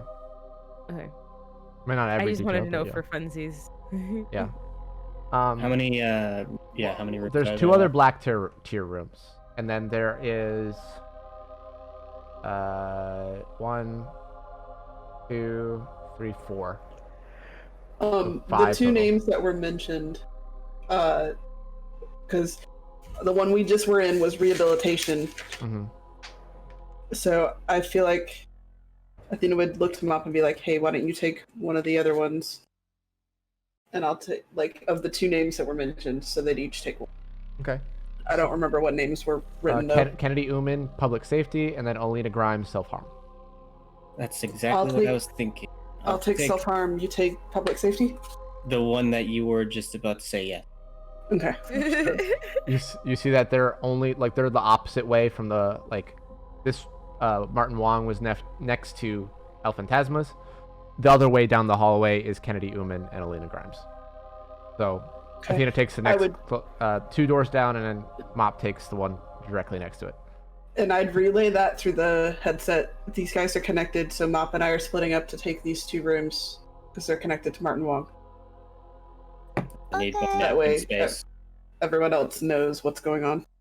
Okay. Be safe. Starting with Athena, Alina Grimes, black tier, self-harm, as well as also works on the medical holding bay. So anyone that has any kind of injuries, they're in charge of taking care and, fixing up, and also anyone that comes in with injuries, as well as healing any of their staff, any of the people testing on things. And it's a fairly impressive amount of medical research, as well as knowledge and things like that, of how to treat certain wounds that most people were just considered to be dead if they took that level of injury. But since demons are able to take a lot more pain and a lot more injury, as well as people with certain levels of superpowers, they're able to recover from certain things. Like the most extreme case that Athena found is that someone had their head completely removed, but then they were able to be stitched back on quickly enough and live. Duct tape. Damn. Did you say duct tape? Yes, he did. Yes, he did. Flex tape. But then you're maybe Flex Seal. Come on, guys. Saw this head in half. Okay. Just a little bit of Gorilla Glue. So under self-harm, some of the ones that you are seeing is Jonathan Ford, who has a super slowdown. Basically, they move at half the speed of anyone else. So they see things in such a slow motion that it's very hard for them to function, and it causes them to not be able to move as quickly, and they sometimes will sporadically freeze completely, and they are unable to eat or sleep in that time. So they have been putting them in a very intense ICU state. So then there's also people like Jamie Turner, who has a fever, an extreme fever that they literally, their body temperature starts to melt, and they burn things, physically burn things for things that they touch. And it can be very devastating for them because they have migraines, dehydration, things like that, because they don't really deal with that properly. Last one, Jack Fornell. He's basically a human magnet, and metal objects fly at them at high speed, so they've been given a chamber that's made of heavy plastic. Oof. Okay. And that would suck. Nicholas Reeves they really haven't had many problems with, but basically if they're told to do something, they have to do it. Okay. Under any circumstances. Some of the cognitive functions in their brain are just not firing properly. That's why if they hear something, they have to do it. And this doesn't have to be just a person doing this. This can be audio recordings, TV, music, movies. So an ad plays, buy this now. They would have to, yeah. Okay. They, however, have figured out what synapses and other cognitive functions that would need to be repaired to fix it, but they've been instructed not to do it. Okay. Double oof. Yeah. There's a couple other people for self-harm is every hour there's there's cuts that just open up on their body for no apparent reason, and they've only been able to put them in an intensive care unit because they are unable at the moment to figure out what's causing these cuts and deep wounds to open up on their body. And they're basically left in a comatose-like state at all times. Another one is they essentially every time that they blink, their poison secretes around their eyes. So they have been given special goggles that effectively do the blinking for them and are able to hold their eyes open, and then have recently been put into rehabilitation instead of self-harm. Okay. So basically, they come in under self-harm and then they get moved if they can. Okay. Most of them can't. But yeah, that's mainly what it is. Just a continuation of what kind of things that you found. There's tons and tons and tons of reports. Athena could probably be sitting there for a good 8 hours before getting through all of them. But she's able to get like a basic skim to see that it's similar to the other one and kind of what procedures are taking place. Are they labeled like alphabetically? Like, could I look for any names that would be familiar? Yes, you could. But there are no names that you see, unfortunately. Okay, that's fine. Going into Mop's room. Ton of time there then. Yep. Okay. Just kind of absorbing that information. Yeah. Kennedy Uman, Public Safety, also Extreme Holding Facility, and as well as the Moderate Holding Center. For the Moderate Holding Center, it's basically just a security prison for those that have powers that are unruly and just need to be held until further testing can be done, but don't need to be put in the ice stasis chambers. And Extreme Holding Chambers are chambers specifically designed for holding someone, as well as they also work on the below area, that area with that dark purple, almost black stone, if there are exceedingly dangerous. And they're in charge of making sure those areas are functioning and what information they need to gather based off of tests to hold someone of extreme powers. All right. I guess I'd look for the most dangerous and the ones who are still alive, and possibly be taken out of here. Okay. So you see that there's a couple of them that aren't super dangerous, but are still put in here for public safety, probably because of reasons of insanity that you're reading. Like there is Lauren May. Anytime she has a schizophrenic attack, she makes others see and feel their fears. So anyone around them, they're basically just put in isolation, and minor testing has been done on them, and they don't have any plans of removing them from public safety. Another person that was self-admitted, Willow Ford. Anyone within a 60-foot radius is like just an area around them. They estimate around 60 feet. Has bad luck happen to them. Like you could just drop your phone. You could, accidentally leave a bag somewhere, or a car could run a red light for some reason and hit you. And they have tested this fact and possibly are considering weaponizing it by putting them in a specific area that they want to infiltrate. People have untied shoes everywhere. Basically.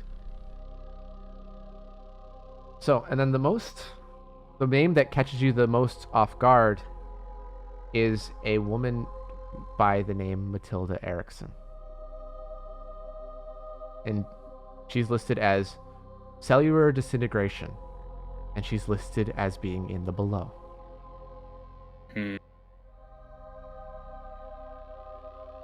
Reading into it more. Let me just get to my notes because there's a lot here.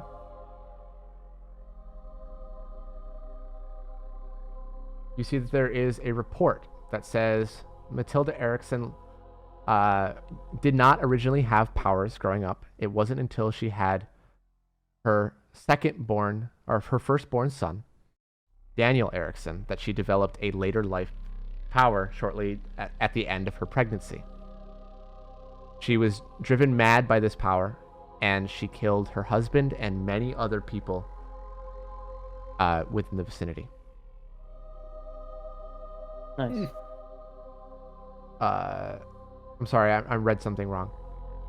her second-born child, her second-born child, Daniel, and she apparently had another child around the age of 8.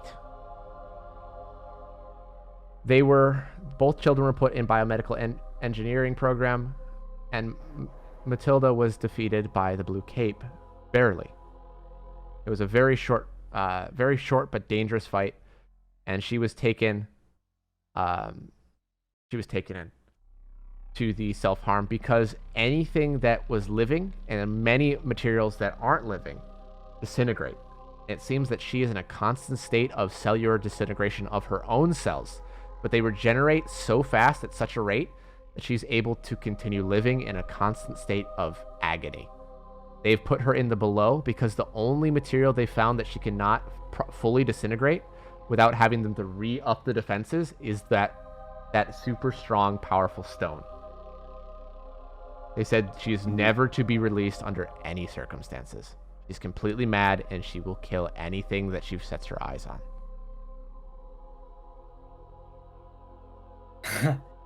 Huh. And those were the three that were... Those were the three notable ones. There's a couple other ones. You see that there is a very insane individual that they don't know the name of. They've given him the number H35F. Just the number is just the identification code, and anyone around him is inflicted with extreme fear, doubt, and depression, and he is also in the below. And that he has no conscience, from what it seems, and only motive to do anything is to kill and eat the person it kills.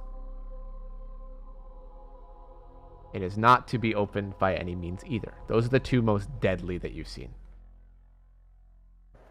Gotcha.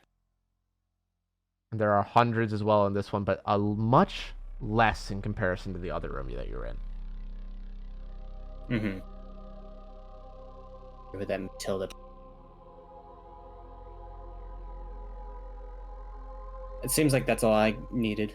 Okay. I forgot who the first person you mentioned was for Bad Luck Boy. Let me go over here.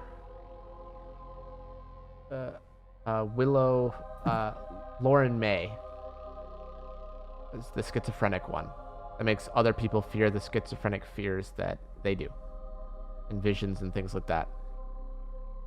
Okay, that's all I needed.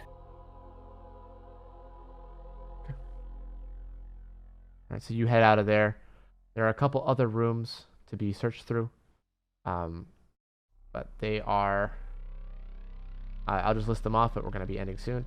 The Power Enhancement Center, Extreme Testing Facility, Artificial Intelligence Lab, Cyborg Lab, Weapons Development Lab. That was under Mariah Dempsey. The Hilbert Jones was the Power Enhancement Center and Extreme Testing Facility.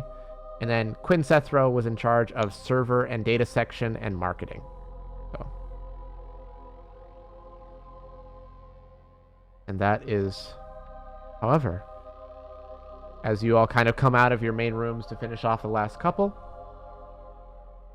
we're going to go to Ian before we end, as he's translated a bit more. Excuse me. Jonas, you are here, correct? Yes, I'm here. Okay. You see that there are a couple other things that you're able to pick up through here. Let me just make sure that I'm reading the right thing. So you see that as the demon started to become more familiarized with himself, he was able to pull off a couple other things. Taking in various different information, slowly building multiple different dishonest companies. Able to use investors, able to secretly, without Eleanor knowing at the time, killing different business benefactors and basically forcing them either by blackmail or threat of murder, or actually murdering, gaining different money, different investments, and different funds for the various things that he needed. or giving them under false pretenses, while he might do the bare minimum to help get what an investor wants, but then also do other things with that money on the side. You see that he started to grow in power, the more so, and he was able to learn from Lyle that the more misery that he was able to feed into Lyle, the more powerful they would both become. And Elias Morose struggled for a long time with this, as he did not at first want to inflict misery on people. He wanted to be successful, he wanted to have power, he wanted to have that. But slowly he eventually gave in to that, providing as much misery as possible for as many different people to gain more power for Lyle. And they started to become a bond, started to become more one. Elias said that he started to like the idea of misery, started to do that, to do various different acts that he didn't need to have to create misery. But then both Elias and Lyle, the two of them began working on a plan to farm misery via the companies they had set up. This was much later. This was like early, mid to late 2050s, that he began fully setting up a program under the Morose Industries banner for the first time. And the idea was to take in children and other individuals that had sicknesses or diseases and offer them the ability to be able to be healed and be given the possible effectiveness of robotic parts. However, most of those people weren't going to survive, and he was okay with that, but he was experimenting and testing on a lot of those people in various different ways. Some was the biomedical engineering program, others were the cyborg program. One of the first successful, not the first, but the first notable successful one that was able to put into an advanced robotic body was Ian Edmonton. Also 14N, which stands for 14N. The 14th one was the 14th body that was successful, but the first one that was put in a body that wasn't just a standard humanoid body, because in most cases the mind would not accept the fact that they were in the cyborg models they had at the time. 14N memory was completely wiped, not remember their family or any other relations that they had. 14N was to also be paired with the first and the most successful case that they had for biomedical engineering program, Daniel Erickson.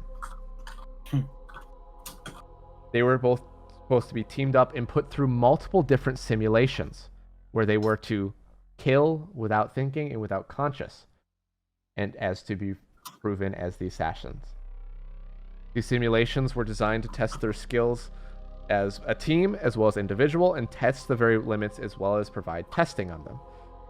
14N was also to be reset after each memory bank, so that after each mission, so any morals or hesitation would be removed and reprogrammed.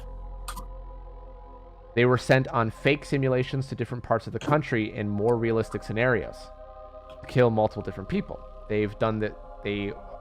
As far as they're concerned, they completed multiple different missions without any instances. However, going over to this, just reading more notes, just gonna scroll down for a second. Just ready to catch up.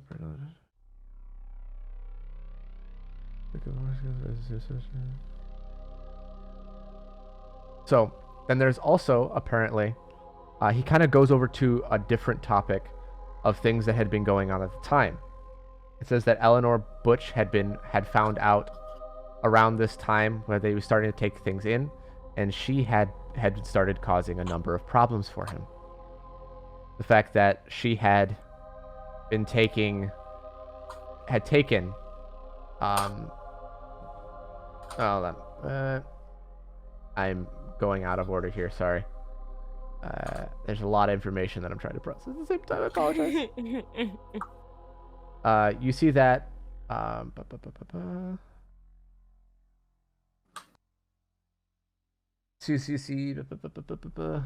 You know what? What I'm going to do, I'm going to make the DM decision because I am getting more and more disorganized as this information is getting more and more known. I will be working on this for next week, but we will end here and say that's as far as Ian got in terms of translation. Okay. Because there is a short novella worth of information that I need to organize. But thank you guys for playing so far. Thank you guys for watching. either Zoon live- isn't here. Yeah, he'll find out. God damn it, Zoon. He's always not here when he needs to be. I think Daniel fell asleep somehow. Okay, but he's gonna think we're joking. I know. Good luck explaining it to him, fellas. Anyway, Because it's every single time he's gonna be like, oh, not again, guys. thank you guys for watching, and we'll see you next time. Bye. Bye. Bye. Adios.